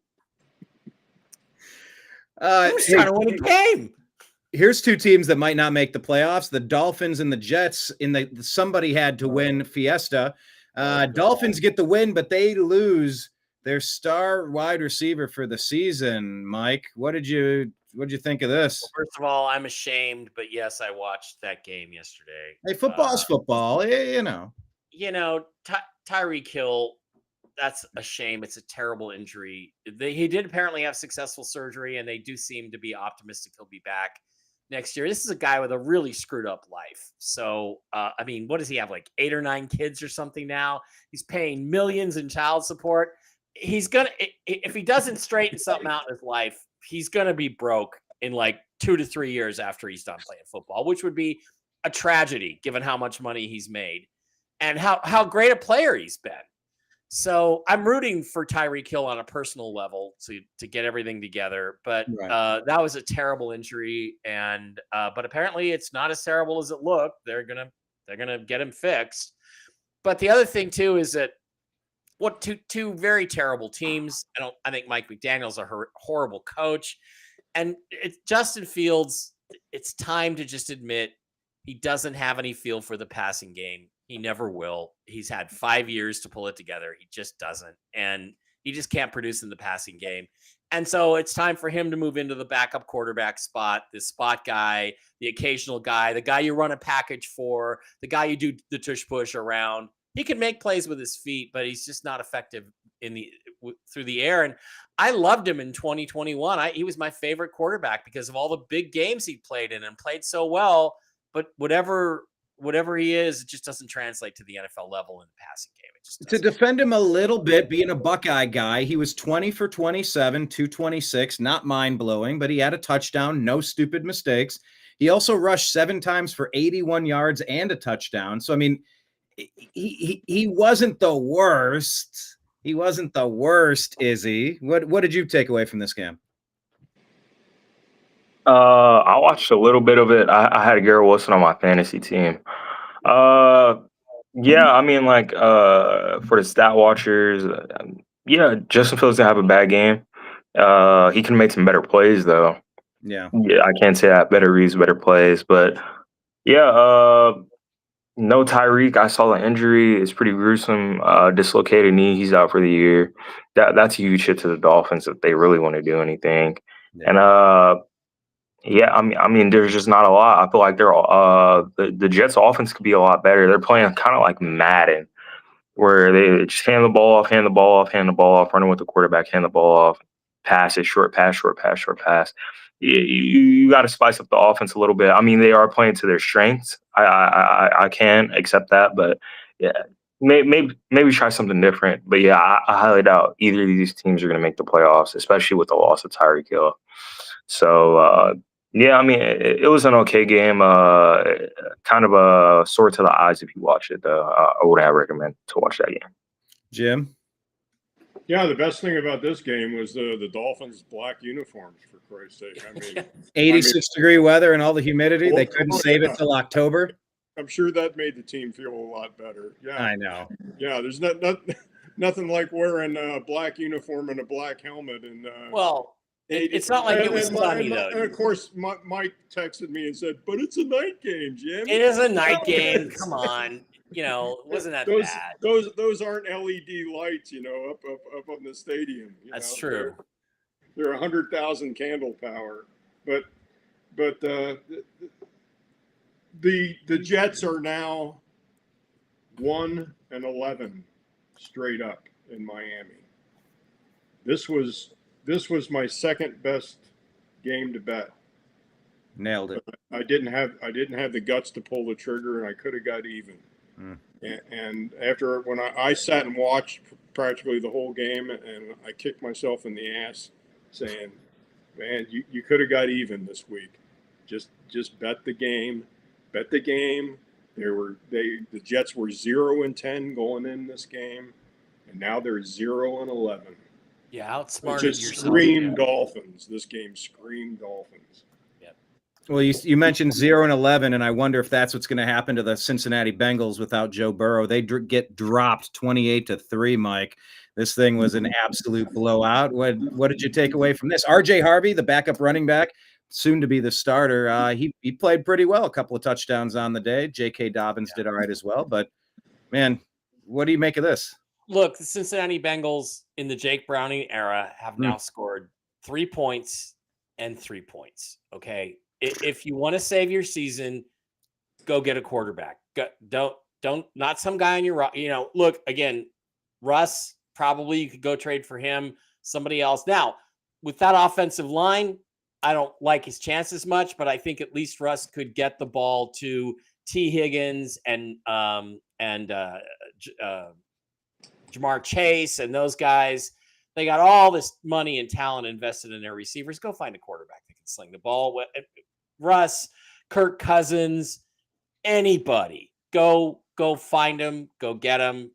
Bring them in, because Jake Browning is the problem in Cincinnati. And there's other problems, but Jake Browning is the problem number one. Jamar Chase, 23 yards on the day. He's my wide receiver number one in fantasy in 2 different leagues, and he's giving me nothing without Joe Burrow. Yeah. Nothing. It is brutal to watch, Izzy. Yeah, Jake Brown. I expect the Broncos to put up more points for what their defense has and what their offense has to offer. But yeah, Jake Brown not going to get it done. I was watching it. It looks how I play Madden. Just chuck the ball up at least 2 times a drive. See if your receivers come down with it. If not, try to check it down. And I don't know what kind of football Jake Brown's playing, but he's not the answer. Yeah, like Mike said, if you want to try to win or at least be competitive, get a new quarterback, because it was hard to watch that game. But Bo Nix had a good game. Questionable interception. Besides that, Cortland Sutton, Bo Nix, the run game looked good. I mean, it is the Bengals defense, but yeah, Jake Browning just he's not it. He's not it. So I remember Jameis Winston throwing for 500 yards against the Broncos. He's out there. If you wanted to make the trade, he could throw it downfield to Jameis, Russ, Kirk, literally anybody. That you could go trade for another team's backup. It doesn't matter. Just get anyone but Browning, in my opinion. But to Mike's point, if the offensive line can't keep him upright, it doesn't matter. It's not really a function of Browning sucking so much as you can't keep him standing upright. And that's been the Joe Burrow situation, made of glass his whole career, because they're not protecting him. They're giving it to position players, and they're not building their offensive line, Jim. Yeah, the Broncos opened this game 7.5 beginning of the week. It was bought down to 7. And then it got bought back up to 7.5 again, and pretty much ended there. The glaring thing in this particular game, the Bengals are now 2-19 straight up, Thursday, Sunday, and Monday night games. So pretty much in prime time, the Bengals are now 2-19 straight up, and that's with Joe Burrow. Burrow or not? With him. With him. They're 2-19 straight up. Wow. That's nuts. Not so good. this game just screamed Broncos money line. Well, yeah, 3 points isn't going to get much of it done. That's for damn sure. You know, what Mike said about, in the Jake Browning era, scoring 3 points a game. Again, You got, again, the Brown family, they don't give a shit. They don't want to spend money. But no, you're right. But you got to go do something this week. You should have done it today. If you're going to do something, you probably should have been on the phone to the Giants or whoever, or the Falcons to get Kirk Cousins. Whoever you're going to go get somebody. Go get a professional quarterback and give your fans some hope, because you're still 2-2. You could spot this week. You could write off this week and have your new quarterback in place, and you see what you could do with somebody different. It's pathetic. If I was a Bengals fan, I'd be protesting outside team headquarters. Go get a quarterback, because he's not the guy. Fair point. All right. That is what we had last week. How about this? Maybe I could run through this, Jim, and then tell me what you want to focus on for the picks here. Try this. Well, we've only got the 11 games and not a whole lot of stuff. So let's talk about 49ers at Rams. Rams are giving 5.5. Rams are 4-9 straight up versus the Niners. And the favorites of 4 or more points are 22, 3-1 straight up. You feel good about this one, Jim? Thursday night game, division game. The stat for the Rams last week was that they had a real strong chance of winning that game against the Colts, just based on the fact that Rams played really hard the week before they go into the 49ers, because they take this game very seriously. historically, Mr. Shanahan has owned the Rams. So, well, 4-9 straight up versus the 49ers. That's a pretty big margin. But the 49ers are banged up, and I don't expect the 49ers to win this game or cover the spread. But I'm not crazy about the 5.5. It's a division game. Mm-hmm. Right. So I won't be playing this game. Yeah, I wouldn't touch that game. I mean, I think that I actually would take the Rams on the money line, but yeah. Is he nodding his head as well? Okay. Vikings are giving 3.5 to the Browns. This is going to be the England game. Yeah, I got to get up early. It's going to be 9:30 a.m. Eastern time. You guys are going to have to get up at 6:30 in the morning if you want to watch this game. Good stuff. So Vikings versus the NFC. I'm sorry. The NFC North is 34-21-2 against the spread versus non-division opponents. The Browns are 18-31 against the spread after a loss, which we just had. And for the Browns, teams that play the Lions are then 6-11 straight up and 3-14 against the spread the week after. Jim, that's another one where you play the Lions in a week and you are exhausted the next week, huh? Correct. The Lions historically will beat up a team that they play, and all this number is telling you that the Browns had a hard week because they had to play the Detroit Lions. Mm-hmm. So Vikings, I'm not crazy about this game either. I more than likely won't be playing this game.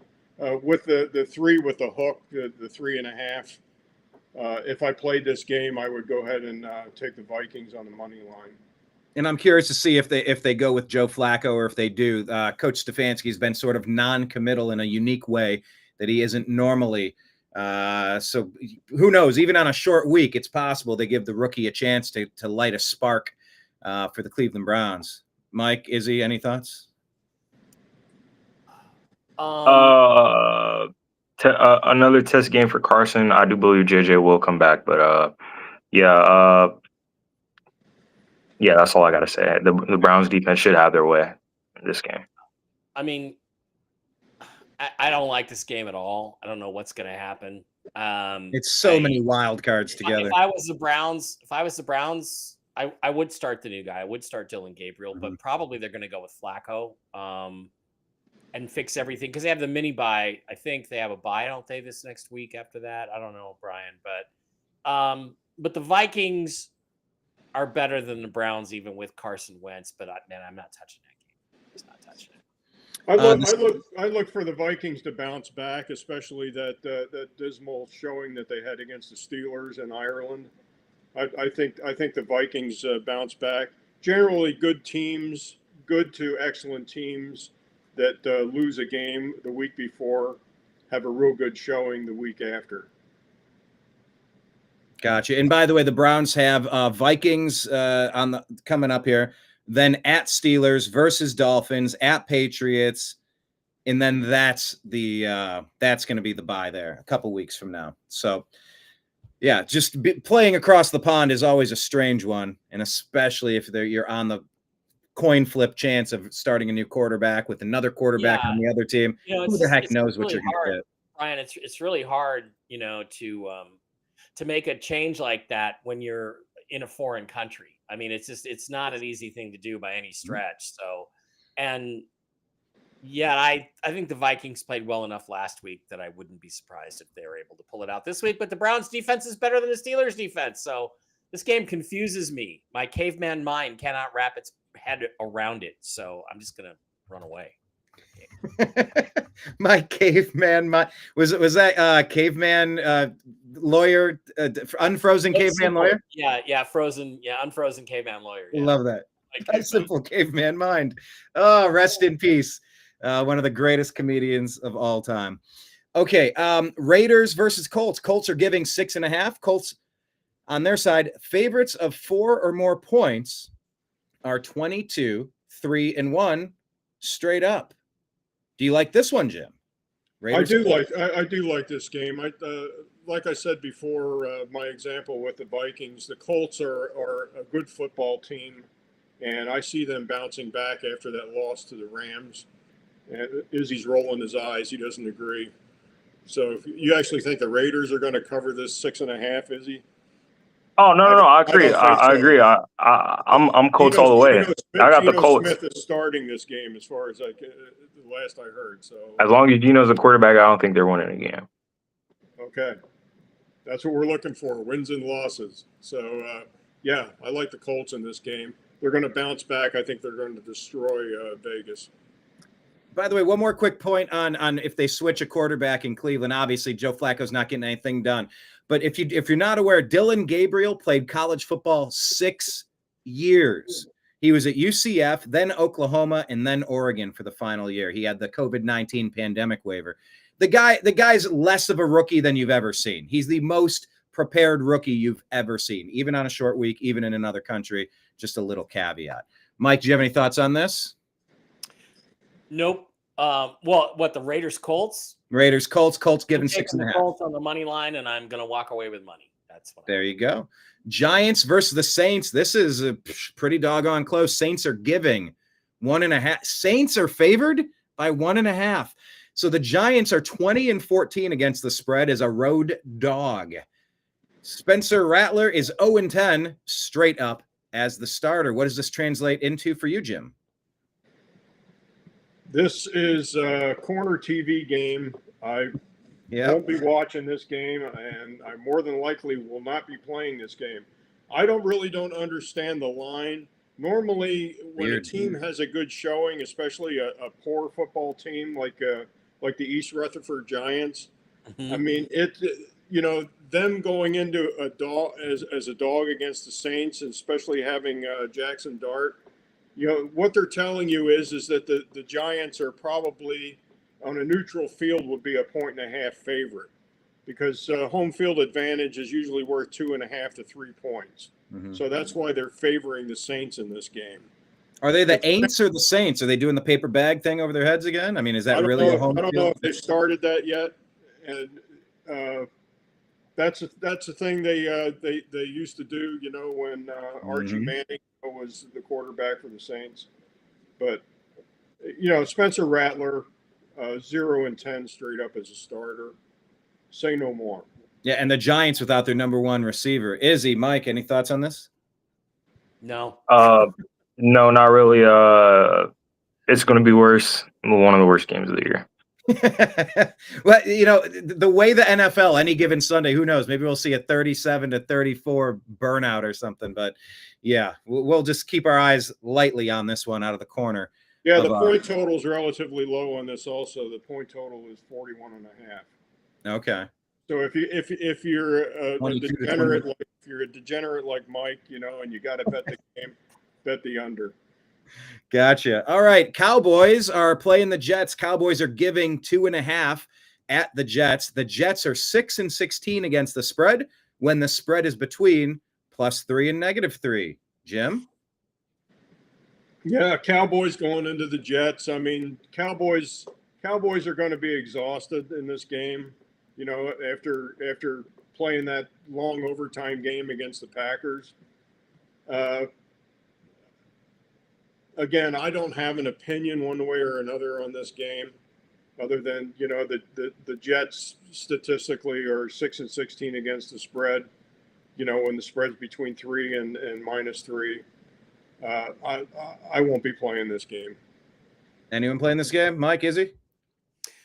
Well, Cowboys are going to win. I am a little concerned now that Jim brings that up about their level of fatigue, but it's the fucking Jets. So, I think if you could tempt me, you could tempt me into a Colts on the Colts, Cowboys, Cardinals. Yeah, I was just thinking that. Yeah, at least Colts and Cowboys on the money line.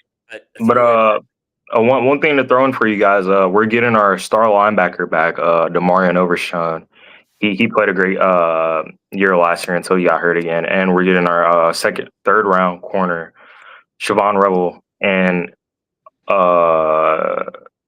Another starting corner who played really good last year. Well, we're getting 3 starters back this week. Just throw that in there for defense. Your defense will especially. be less trash theoretically. Yeah. Okay, something to factor in. All right, let's look at Broncos Eagles. Eagles are giving 4.5 at home. Broncos are 6-24 straight up on the road. They're 1-3 against the spread in 2025. Broncos are 18-25-1 against the spread.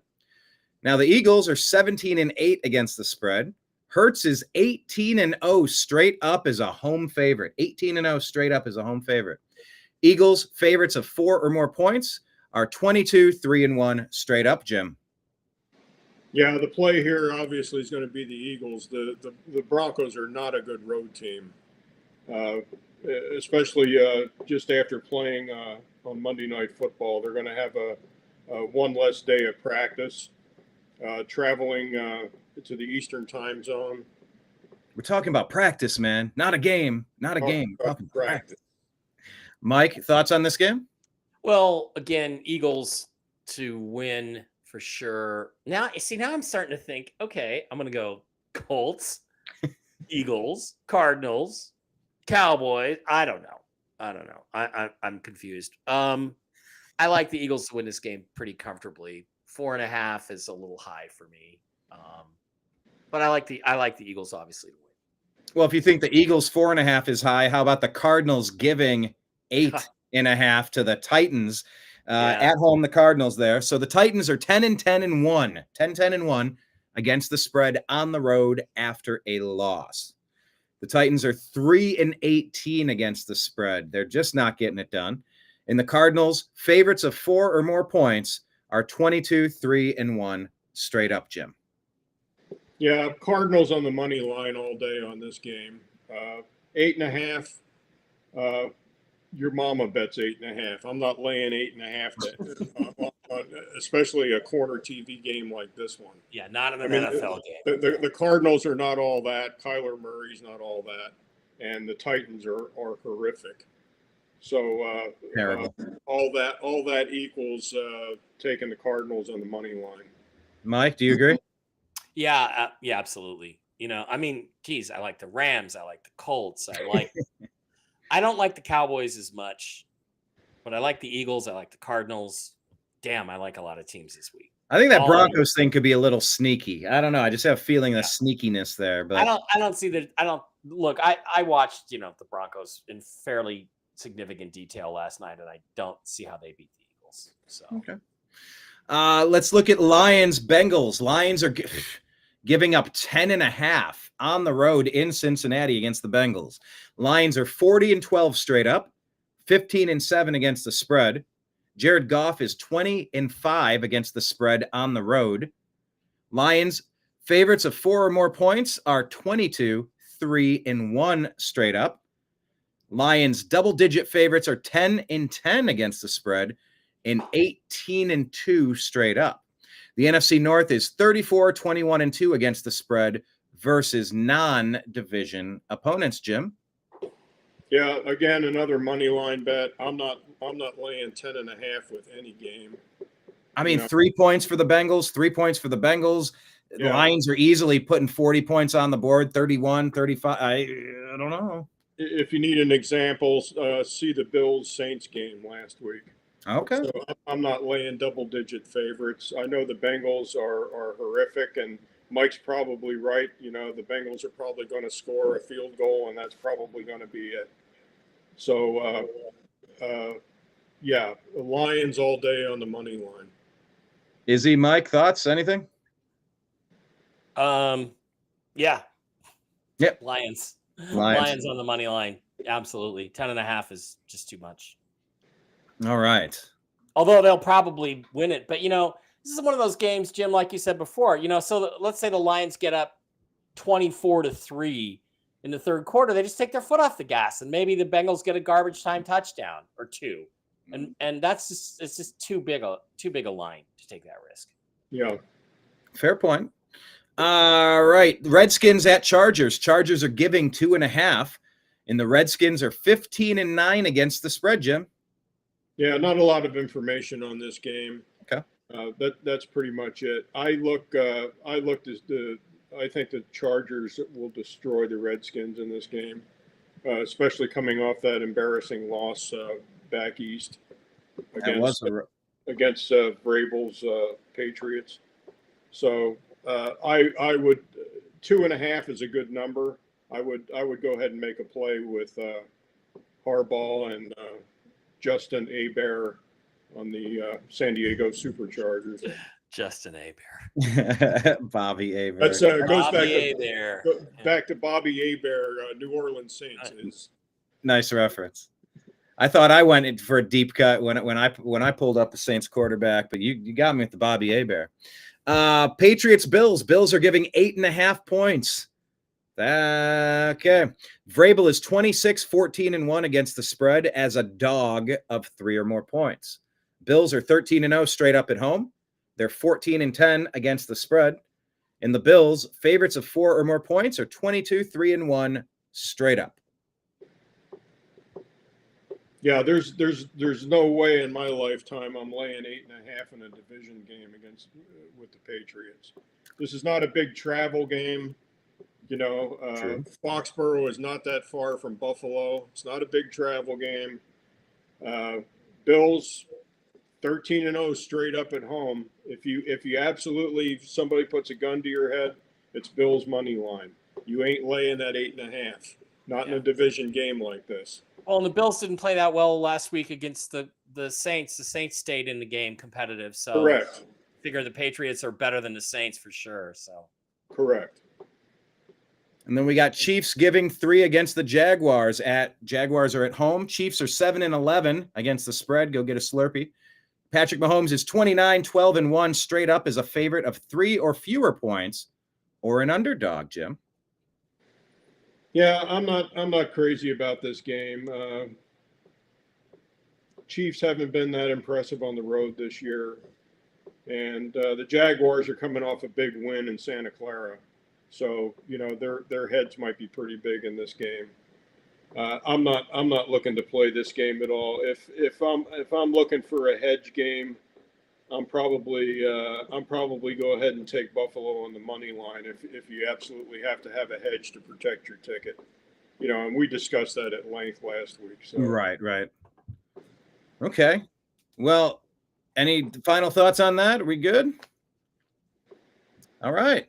Well, I guess the last thing we need to do here is pick our teams. If you all have this pulled up on your screen here. I sucked last week, 7-9. I was crushing up until last week. So I think I'm tied with Mike right now. We need to get Izzy and Jim into our league somehow, if possible. But 7-9, not my finest hour. So I'm going to try to do better this time. I'm going to take the Rams over the Niners. I'm going to take Cleveland over Minnesota. I do think I think something's going to change there. Dallas, New York. I want to go Jets, but I'm going to take Dallas. Denver, Philly, I'll take Philly. Houston, Baltimore, I got to go with Houston since Baltimore's missing their quarterback and their defense sucks. Vegas, Indy, I'm going Indy. Miami, Carolina, I'm going to go Carolina minus their star receiver in Miami. New York, New Orleans, blech. Giants, I guess. Tampa Bay, Seattle, that's going to be a pretty good one. I'm going Tampa Bay. I think they're gonna bounce back there, but Seattle's playing tough this year. Tennessee, Arizona, I'm going Arizona. Detroit, Cincy, that's Detroit all day. Washington, Los Angeles, I'm going Chargers. KC, Jacksonville. Sadly, I think KC's righting their ship and they're getting healthy at the right time. In Buffalo, we'll take out New England. Jim, do you want to do yours caveman style? Unless Mike's. Oh, no, here we go. Perfect. Caveman style. Unfrozen caveman NFL picker. Caveman style. All right. I've got, I'll take the Rams against the Santa Clara. Go ahead and go with the Vikings against the Browns. Taking Dallas against the Jets. I'll go Eagles against the Broncos.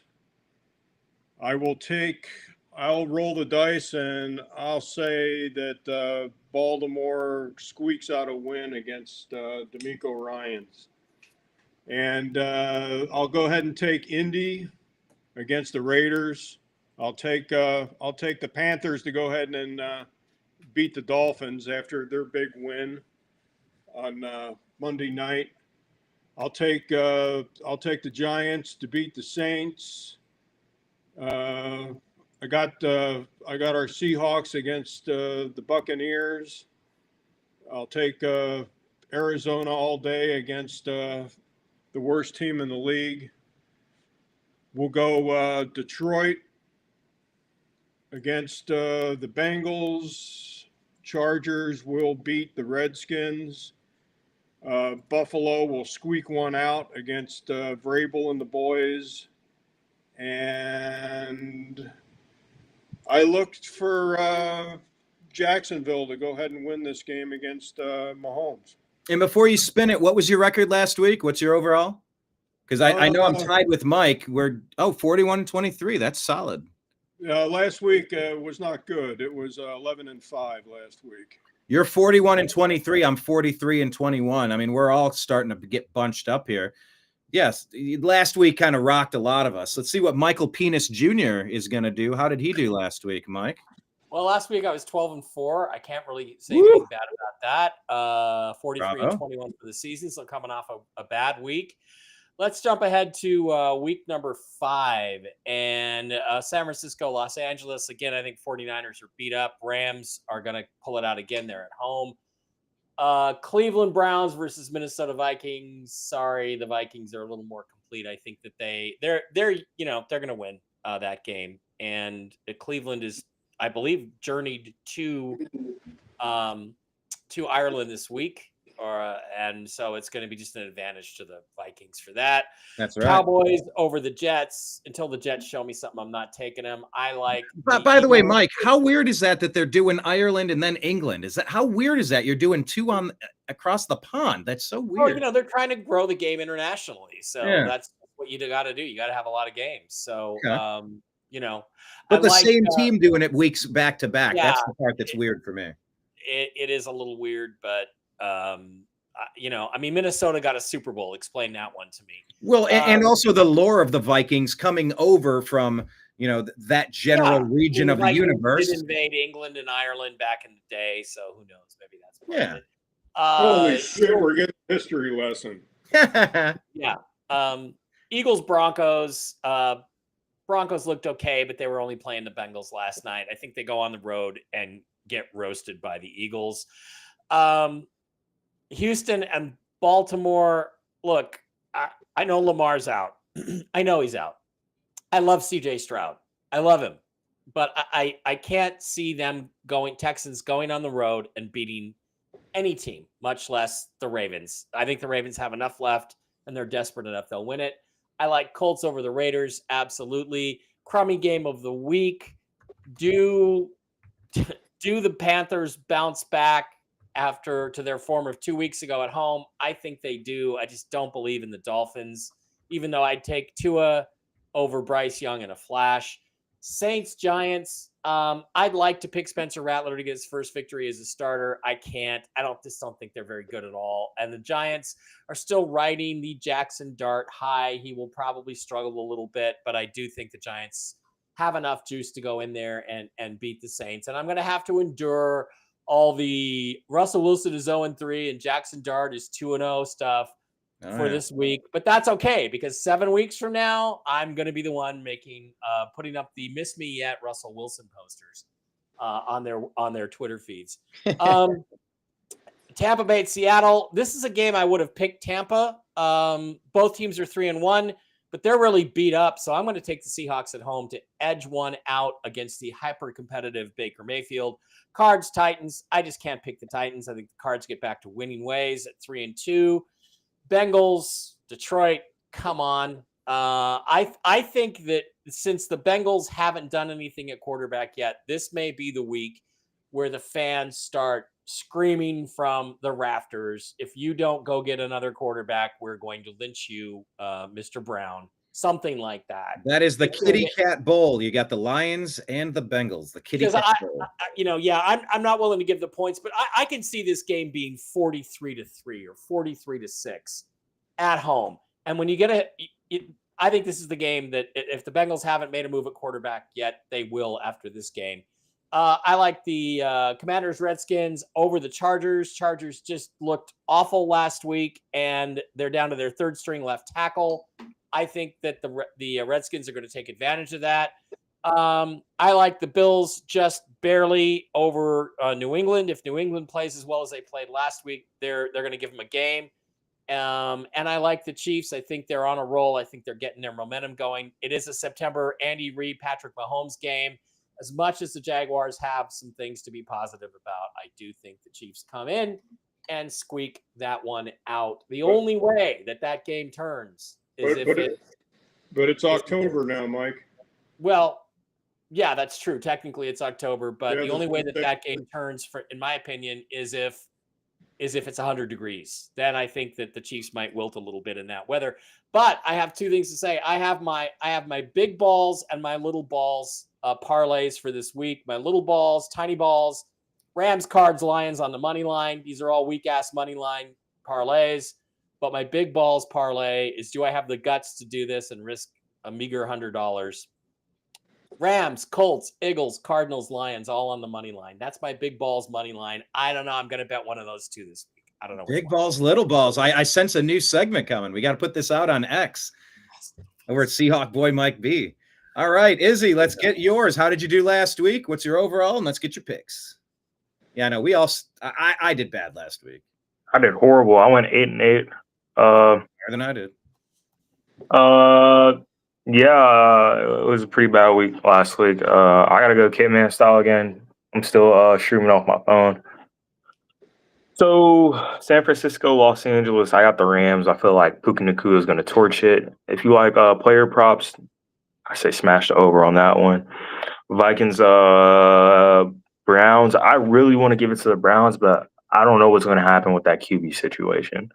So I'm gonna take the Vikings, but I take the Browns if they knew what was happening, and definitely at the quarterback position. Dallas, New York, I'm gonna take Dallas. I feel like some key defensive guys are coming back, so we should breeze, especially after a competitive game. The team knows what they're capable of when they play their roles. Denver, Philadelphia. I'm gonna take Denver. I feel like they can edge it out like a 27-17 win. I got Denver taking the win on that one. I feel like they're similar teams. That's a big balls bet of the week, I think. Yeah. Houston, Baltimore. I agree completely with Mike. The O-line is not there for the Texans. I love CJ Stroud. I believe he's a great quarterback. But the team, the scheme and the team that he has surrounded around him, I still don't believe they have enough to take out the Ravens, especially with Cooper Rush. He's a veteran.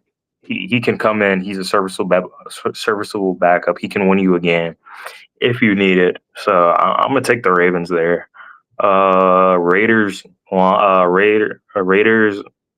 Colts. I got the Colts. I'm gonna take the Colts again this week. I don't see them losing to the Raiders at all. Dolphins, Panthers. I feel like it's gonna be a competitive game, but I'm gonna take the Dolphins. If Bryce Young doesn't show that he can throw for more than 250 this game against the Dolphins secondary, then it's confirmed that he can't do it in the league. New Orleans, New York. New York is the better defensive team, but New Orleans has been playing some competitive games. I'm gonna give it to New Orleans. I'm gonna give them the benefit of the doubt. They'll get their first one this week. Seahawks, Tampa Bay. I got the Seahawks winning. I didn't know Tampa Bay suffered that many injuries on offense, so I'm gonna take the Seahawks. I think I've taken the Seahawks all year this year. So Tennessee, Arizona. I got Arizona. Tennessee is just a horrible team. They'll get the first round pick this year, and I think that's how that's gonna go. Lions, Bengals. I'm gonna take the Lions as long as Jake Brown is at quarterback.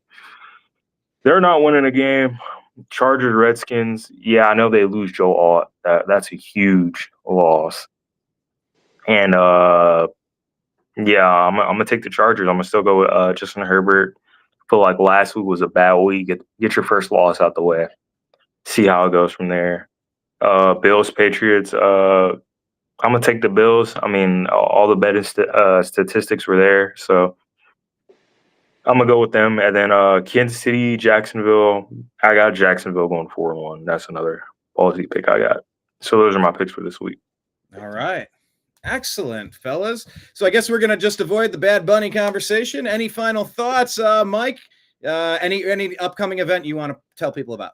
Yeah, I'll be in Rocaconoma, something like that, New York this weekend, speaking at the first, what is it going to be? New York Awakening Summit. We'll be talking about the secret history of the United States.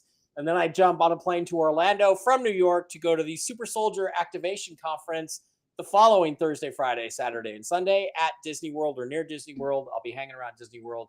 Come out and see me. And by the way, on MikeBaraPets.com tonight, which is a website that sponsors my podcast, you can win a raffle for a $60 gift card from Mike Bara Pets. Any product you want.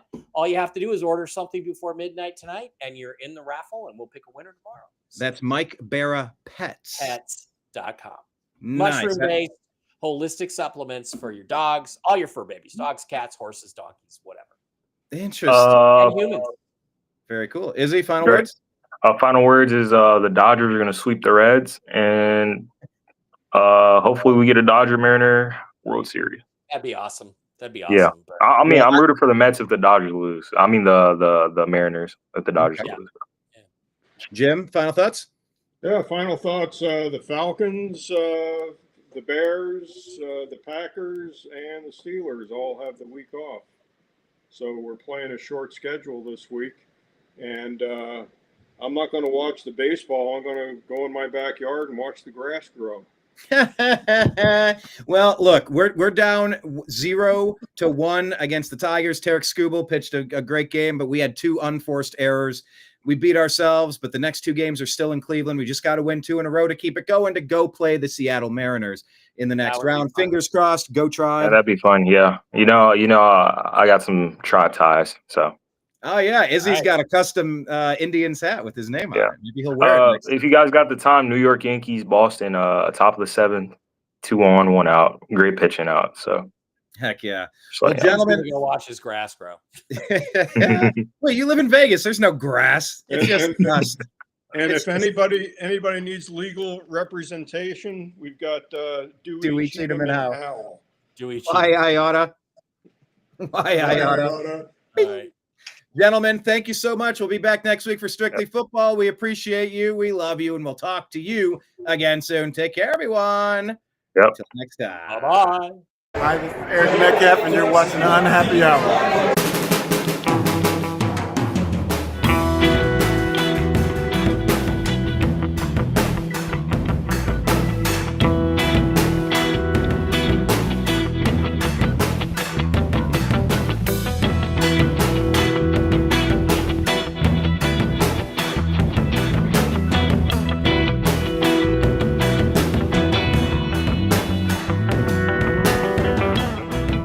New American Media is proud to present a division of the Unhappy Hour sports show, Strictly Football.